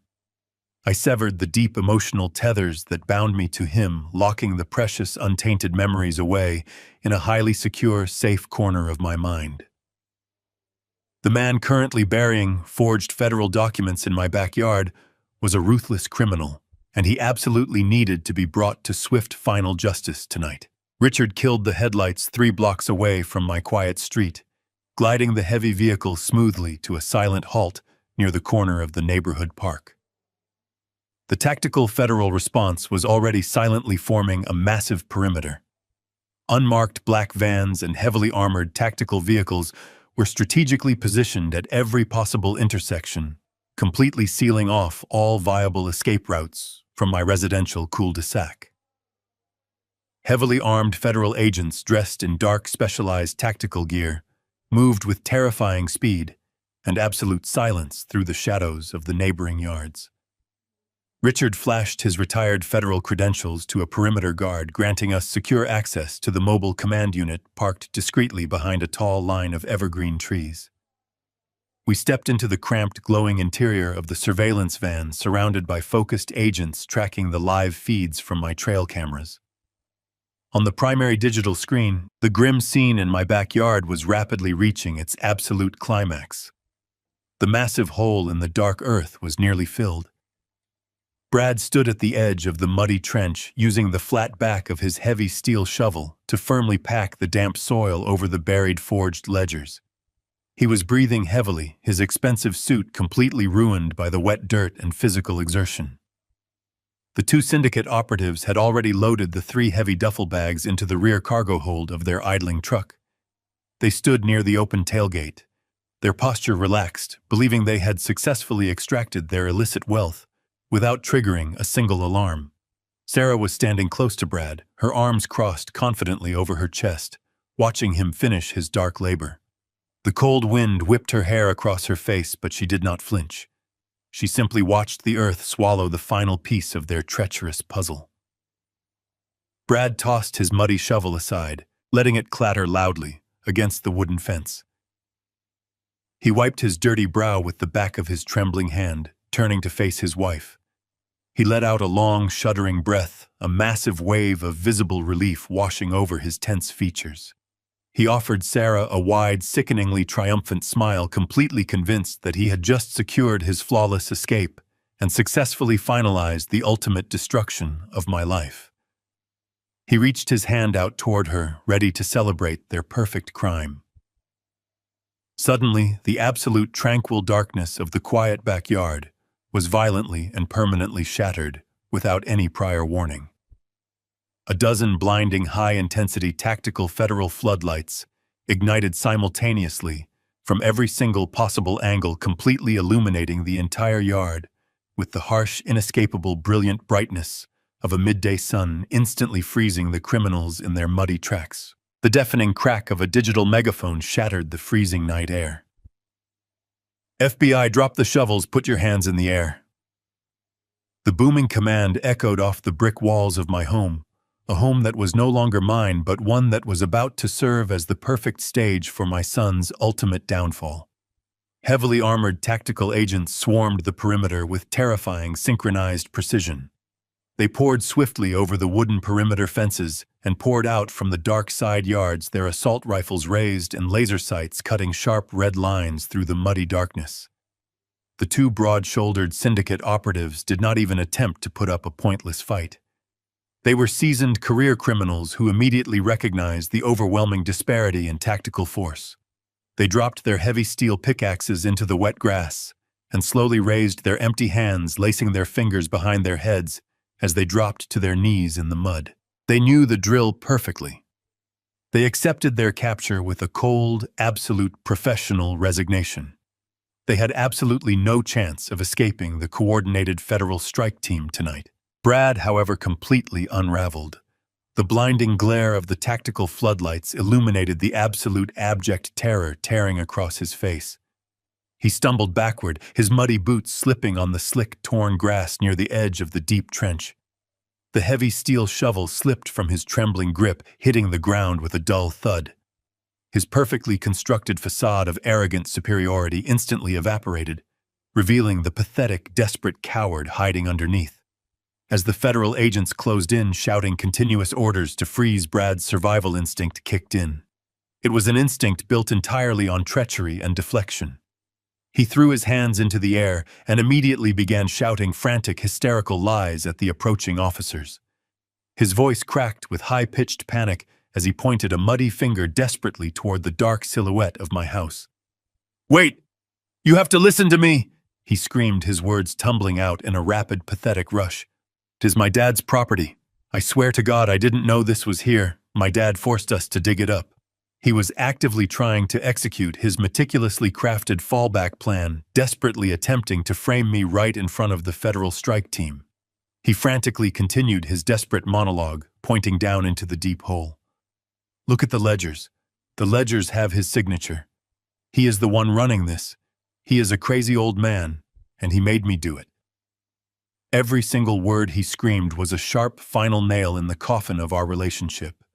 He was perfectly willing to send me to a federal penitentiary for the rest of my natural life, if it meant he could escape the devastating consequences of his own greedy actions. He honestly believed his wild lies would actually work. I stepped slowly out from the concealed shadow of the heavy wooden side gate. Richard walked silently right beside me, his federal credentials prominently displayed on his outer jacket. The armed tactical agents immediately recognized him and smoothly parted ways, creating a clear, unobstructed path for me to walk directly into the center of my ruined backyard. The blinding tactical lights cast incredibly long, sharp shadows across the mud. I did not rush. I walked with the slow, measured, and deliberate pace of a man who had completely reclaimed his stolen power. I felt the wet grass crush beneath the heavy soles of my boots. I completely ignored the heavily armed federal officers who were actively and systematically securing the outer perimeter of the crime scene. Instead, I focused absolutely all of my unyielding attention entirely on the pathetic, trembling man standing right at the muddy edge of the dark, freshly dug trench. I stepped forcefully into the harsh, glowing circle of those bright tactical floodlights and stood perfectly still, letting my presence register. I stood directly in front of my son. Brad stopped screaming mid-sentence. The hysterical, high-pitched pleas died instantly in his throat. His wide, frantic eyes locked onto my face and the remaining color completely drained from his cheeks. He went absolutely chalk white, looking exactly like a man who had just seen a ghost rise from the cold grave. His jaw opened and closed silently, struggling to comprehend the impossible reality standing before him. He had meticulously calculated every single variable of his treacherous plan except for one. He had arrogantly assumed I was safely miles away, blindly packing my bags for a miserable life in a nursing home. He never imagined that the clueless old man he so deeply despised had been the one to orchestrate this massive federal sting. I stared directly into his terrified eyes, offering no anger, no sorrow, and absolutely no paternal warmth. The emotional bond that had connected me to him for decades was completely severed. I saw him not as my flesh and blood, but as a deeply flawed, highly destructive hazard that I had successfully neutralized. He was simply a common criminal facing severe justice. Sarah, who had remained frozen in shock near the open tailgate of the black SUV, suddenly snapped out of her paralyzed state.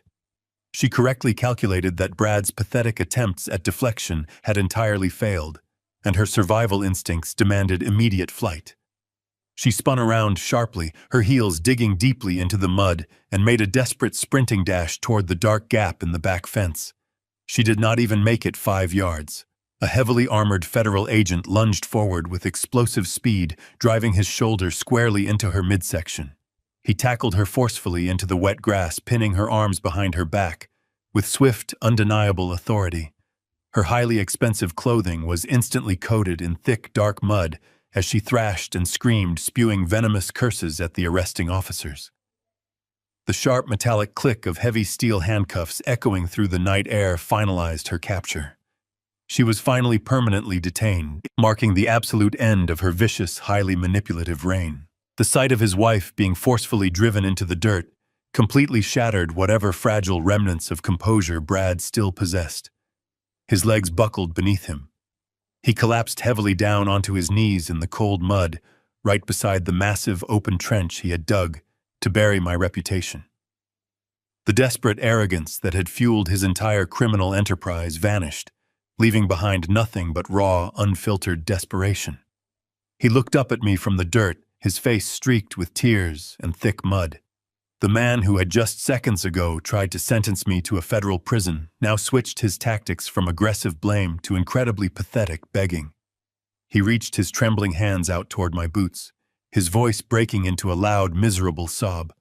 "Dad, please," he wailed, the agonizing sound tearing through the quiet night. "Dad, tell them, please, you have to tell them it is yours. Tell them you made me do it." I stood over him, my posture rigid, and my expression completely unreadable. The blinding floodlights illuminated his terrified, pleading face, but I felt absolutely nothing. My once warm, fiercely protective heart was entirely cold, replaced by cold, absolute resolve. The mud soaked deeply into the knees of his expensive, tailored trousers, permanently staining the fine fabric with the very dirt he had proudly planned to use as my financial grave. I looked down at the pathetic, trembling figure groveling at my boots.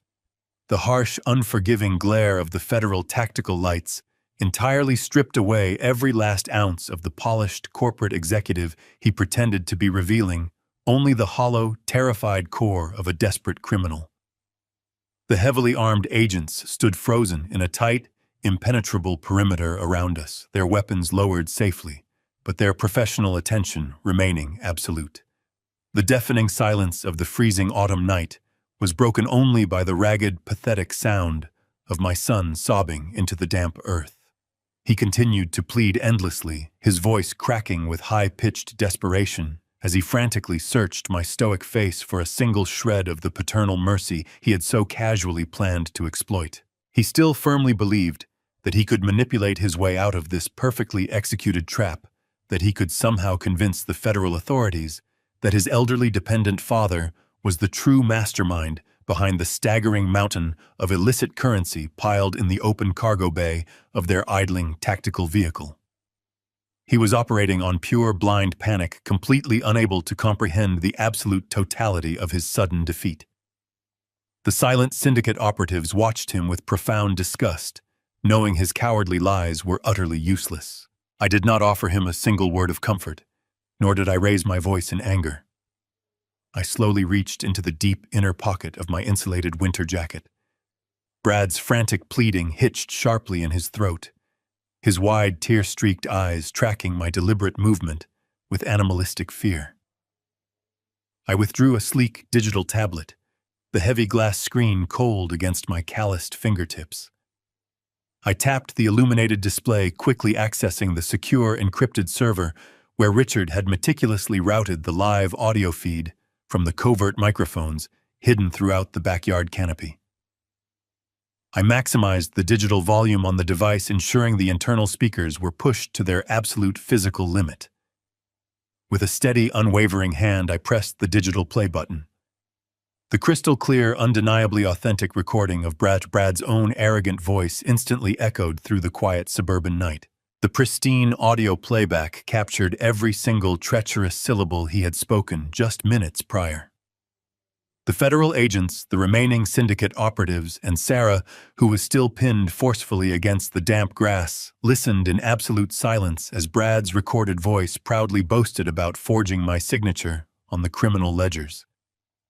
The yard was filled with the chilling sound of his explicit confession, detailing exactly how he planned to tip off the federal authorities the moment I was locked away in a nursing home. The recording even captured Sarah's cruel, venomous laugh as she eagerly anticipated my death in a federal prison. The recorded audio broadcasted his meticulously calculated plot to let me die alone in a maximum security penitentiary so he could walk away completely clean with my stolen assets. The sheer undeniable clarity of the digital recording hung heavily in the freezing autumn air, serving as an ironclad, indisputable confession to a highly organized federal conspiracy.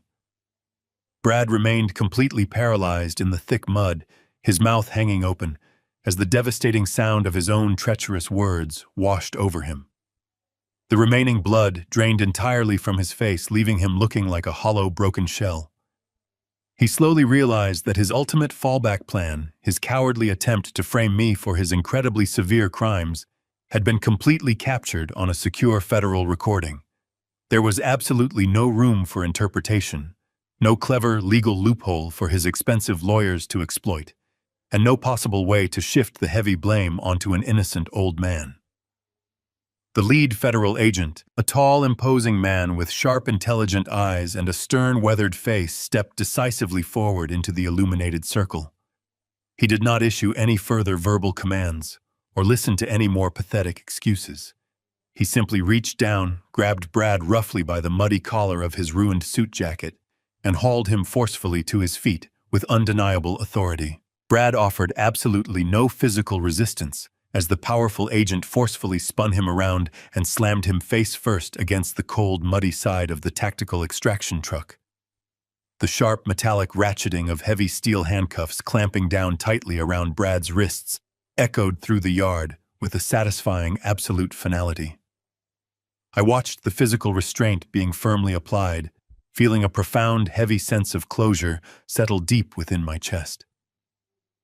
I took a slow, deliberate step forward, closing the physical distance between myself and the man who had completely destroyed our family. Brad turned his head slightly, pressing his muddy cheek against the cold metal of the vehicle, his terrified, weeping eyes seeking mine one final time. I spoke my very first words to him since the elaborate trap had been flawlessly set.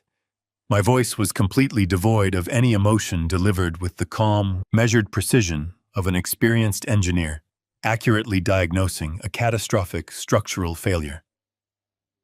"You thought I was a clueless old man," I said quietly, ensuring the harsh words penetrated the chaotic noise of the active crime scene. "But I spent 40 years building foundations that do not crack. You built yours on dirt." The stark reality of his immense failure finally crushed whatever remained of his manufactured ego. Brad let out a loud, agonizing wail, a truly pathetic sound born of pure, absolute defeat. The lead federal agent jerked him backward, by his bound arms dragging him forcefully across the torn lawn toward the flashing red and blue lights of the waiting police cruisers parked tightly along the suburban street. Sarah was roughly hauled up from the wet grass, her highly expensive designer clothes completely ruined by the thick mud. She screamed vicious, unintelligible curses at the arresting officers as she was shoved aggressively into the back of a separate transport vehicle, her fierce resistance ultimately proving completely futile. The two silent syndicate men were marched away in heavy steel chains, their highly lucrative criminal careers effectively and permanently terminated. I stood completely alone in the center of my severely damaged backyard, surrounded by the deep, muddy trench and the scattered piles of dead autumn leaves. The tactical floodlights were powered down, returning my quiet home to the peaceful darkness I had always cherished. I turned my back on the empty, flashing street and walked slowly toward the back patio. I stepped inside the dark, silent house, moving with a calm, purposeful stride. I did not stop to rest in the kitchen or the living room. I walked straight down the familiar hallway and entered my quiet home office. I approached the heavy oak bookshelf, slid the thick wooden frame aside, and pulled the heavy metal briefcase from its dark, narrow void. I set the heavy steel casing firmly onto my wooden desk and reached my steady hands toward the complex dual combination dials, ready to finally unlock the absolute truth hidden deep within its core. The heavy metal dials of the steel briefcase clicked with a sharp, resonant finality under my steady fingers. I aligned the dual combinations I had carefully deduced from my son's habitual numerical patterns. The thick latches sprang open, releasing a stale breath of trapped air into my quiet home office. I lifted the heavy lid, expecting to find stacks of illicit currency, but the reality was far more damning. The padded interior was meticulously organized, holding a thick stack of manila folders and a series of encrypted external hard drives. I pulled out the top folder and spread the crisp white documents across my wooden desk. They were the original, entirely untampered property deeds to my home completely devoid of any forged signatures or corporate shell company transfers. Beneath those deeds lay the syndicate's true, highly detailed digital ledgers. Brad had secretly documented every single illegal transaction, every ghost contract, and every laundered dollar with terrifying precision. He had deliberately maintained this pristine, highly incriminating evidence as his ultimate insurance policy. It was a calculated get-out-of-jail-free card, a devastating weapon he intended to use against his violent handlers if they ever threatened his life or his lucrative position. He had foolishly believed he could play both sides of a highly dangerous game, sacrificing his father to the federal authorities while holding the syndicate hostage with their own dark secrets. The sheer staggering magnitude of his absolute arrogance was permanently captured in those hidden files. I did not waste a single moment analyzing the complex financial data. I carefully returned the pristine documents to the padded casing and secured the heavy latches. I carried the heavy metal briefcase out to the front porch, where the lead federal agent was currently coordinating the massive crime scene cleanup. The flashing red and blue lights illuminated the quiet suburban street, casting long, shifting shadows against the brick exterior of my home. I walked directly toward the imposing man and handed him the steel container. I looked him squarely in the eyes and explained exactly what he would find inside. I told him those hard drives contained the entire unedited financial history of the money laundering operation, cleanly detached from the forged nonsense Brad had buried in my backyard. The agent took the heavy briefcase, his stern expression softening into a look of profound, genuine respect. He assured me that this ironclad evidence would not only guarantee my complete exoneration, but would systematically dismantle the entire overseas syndicate from the top down. He immediately directed his legal team to initiate the expedited process of completely reversing the fraudulent property transfer. Within a matter of days, the false corporate deed would be entirely nullified, and my home would be legally, permanently restored to my name. My sanctuary was finally safe from the dark, grasping hands of criminals.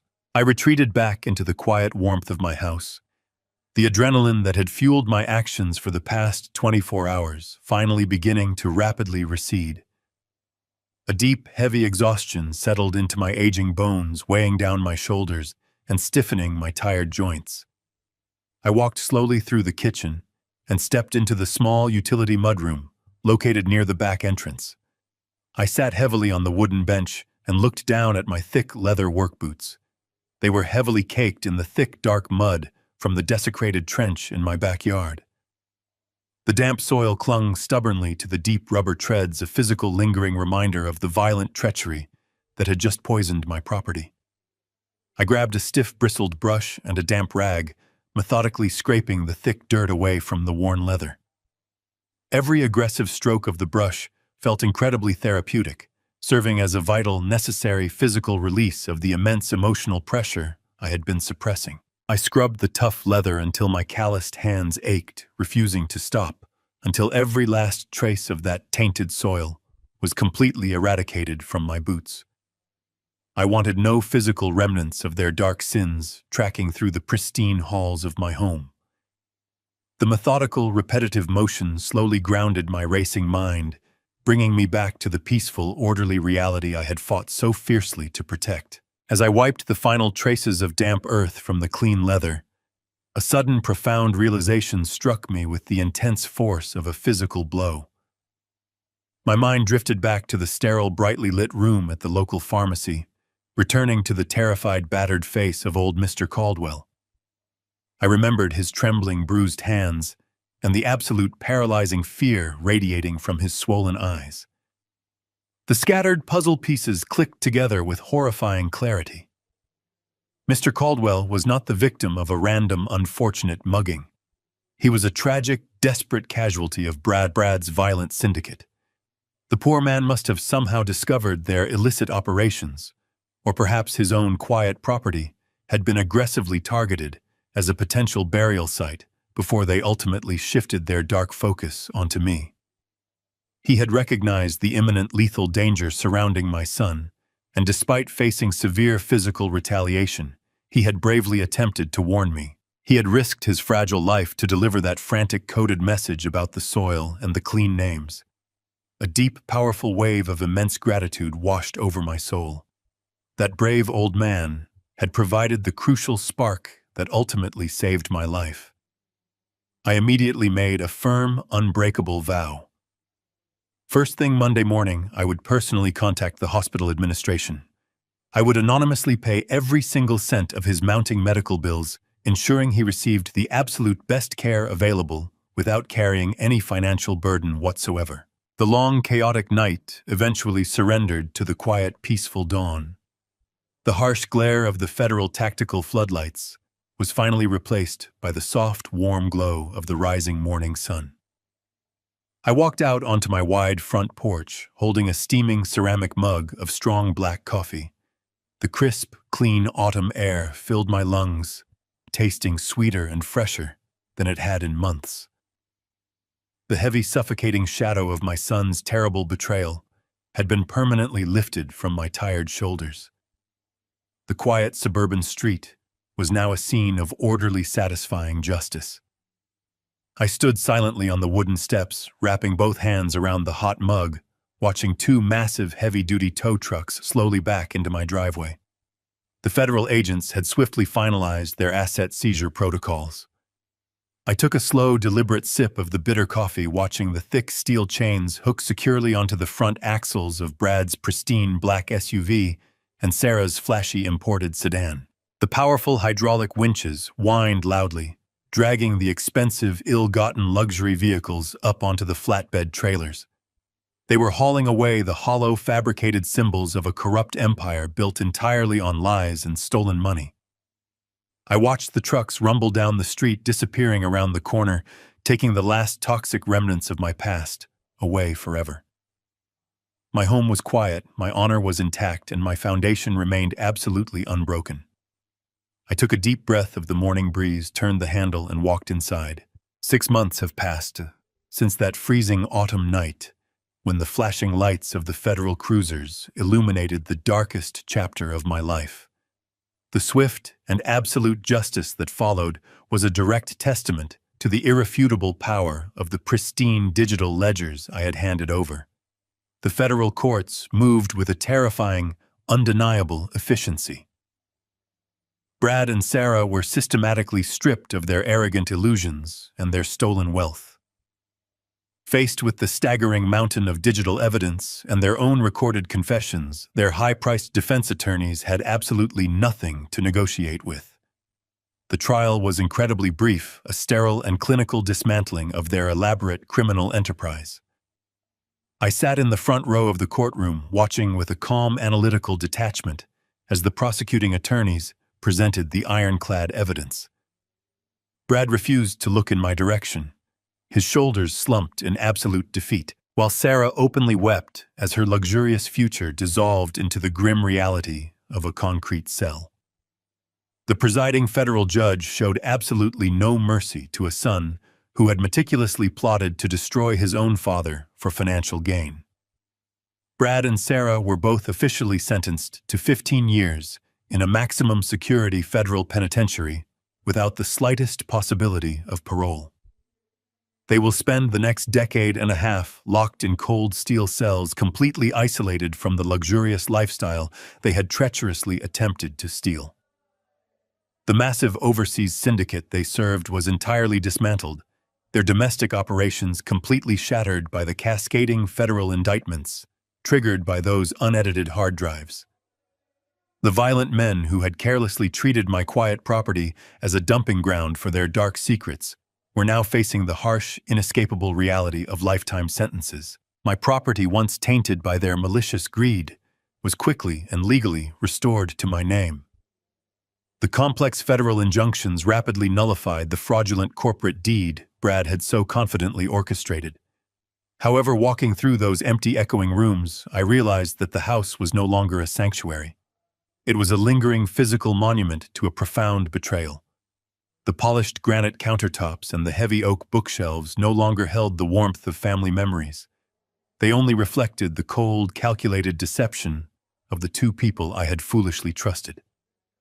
I made a swift, unyielding decision to completely sever my remaining ties to that tainted history. I placed the sprawling suburban property on the competitive real estate market, and it sold for a substantial profit within a matter of days. I packed only the genuine, untainted memories, leaving the heavy, suffocating shadows behind forever. I downsized my life, purchasing a comfortable, highly modernized condominium situated directly on the tranquil shores of a pristine, heavily wooded lake just outside the city limits. It is a peaceful, beautiful residence filled with abundant natural light and absolute quiet. There are no forged documents hidden behind the walls and no dark secrets buried in the soil. I wake up every morning to the gentle sound of water lapping against the wooden docks, completely free from the toxic anxiety that had previously consumed my days. The significant financial windfall from the rapid sale of the large house presented me with a unique, powerful opportunity. I vividly remembered the deep, paralyzing fear I had experienced when Brad calmly detailed his flawless plan to permanently institutionalize me. The terrifying reality that a greedy child could so easily manipulate the legal system to declare an elderly parent mentally incompetent and strip them of their fundamental human rights haunted my waking thoughts. I knew with absolute certainty that I was incredibly fortunate to possess the sharp intellect, the technological resources, and the loyal allies required to aggressively fight back. Many aging parents do not have those crucial advantages. They are left completely defenseless, utterly crushed by the sudden, heartbreaking betrayal of their own blood. I decided to actively transform my profound pain into a powerful protective shield for others. I utilized the entirety of the substantial profits from the real estate sale to officially establish a comprehensive legal defense fund. The foundation is specifically designed and heavily funded to aggressively protect vulnerable elderly individuals who are actively facing predatory financial abuse and the terrifying threat of forced non-consensual guardianship. We employ a dedicated team of aggressive, highly specialized attorneys and diligent financial forensic investigators who relentlessly pursue greedy relatives and corrupt caretakers. I spend my mornings actively reviewing complex case files using my decades of analytical engineering experience to meticulously dismantle the carefully constructed lies of abusive family members. We build incredibly strong, uncrackable legal foundations for the victims, ensuring that no arrogant opportunist can ever steal their dignity or their hard-earned legacy. The profound, lingering sadness of losing my son is now completely overshadowed by the incredible, fulfilling purpose of actively saving others from his exact brand of quiet, insidious cruelty. Every time we successfully reverse a fraudulent power of attorney, I feel a profound sense of vindication. This afternoon, the warm golden sun reflects brightly off the gentle ripples of the clear lake. I am sitting comfortably in a small, sturdy aluminum fishing boat, the gentle rocking motion providing a deeply soothing rhythm to the quiet day. Richard sits casually at the opposite end of the small vessel, expertly casting his bright green fishing lure toward a cluster of submerged reeds near the rocky shoreline. We do not speak very much, entirely content to share the profound, comfortable silence that only exists between two men who have successfully navigated a dark, treacherous storm together. He is a steadfast, loyal friend, the kind of rare, genuine companion who stands firmly by your side when the absolute worst of humanity arrives at your front door. I take a slow, deep breath of the crisp, clean air, letting the peaceful atmosphere completely wash over my relaxed shoulders. The beautiful natural landscape surrounding the serene lake stands in stark, magnificent contrast to the concrete walls and the rigid steel bars that currently confine my treacherous son. I close my eyes for a brief, fleeting moment, listening intently to the distant melodic call of a solitary loon echoing across the vast expanse of the shimmering water. I look down at my hands resting easily on the grip of my fishing rod. They are weathered and lined with age, bearing the scars of a long, demanding life. As I watch them hold the heavy rod, I clearly see that they are perfectly steady. They do not shake with fear, and they do not tremble with regret. They are the strong hands of an experienced structural engineer who knew exactly how to dismantle a toxic structure before it could crush him. I survived the devastating betrayal by relying entirely on my patient intellect, my unwavering discipline, and my refusal to become a helpless victim. I patiently allowed my enemies to blindly dig their deep graves, and I steadily dropped the heavy bridge directly on top of their arrogant heads, as the bright sun slowly dips below the tall pines lining the horizon, casting long shadows across the calm water. A quiet smile touches my face. The dark chapter of my life is officially closed. I realize with joyful certainty that my life is far from over. Never mistake the quiet demeanor of an elderly parent for ignorance or weakness. A lifetime of experience, struggle, and survival forges a mind far sharper than any arrogant opportunist could ever anticipate. When greed blinds a person to the point of betraying their own blood, they lose the ability to see the traps they are walking into. True strength does not lie in manipulation or stolen wealth. It lies in integrity, patience, and the courage to demand justice, even when the person you must destroy is the one you once loved. Honor your elders or prepare to face their wisdom. If this story kept you on the edge of your seat, hit that like button and subscribe right now. Have you ever caught someone plotting behind your back? Tell me your story in the comments. I read every single one. Stay sharp, stay strong, and I will see you soon.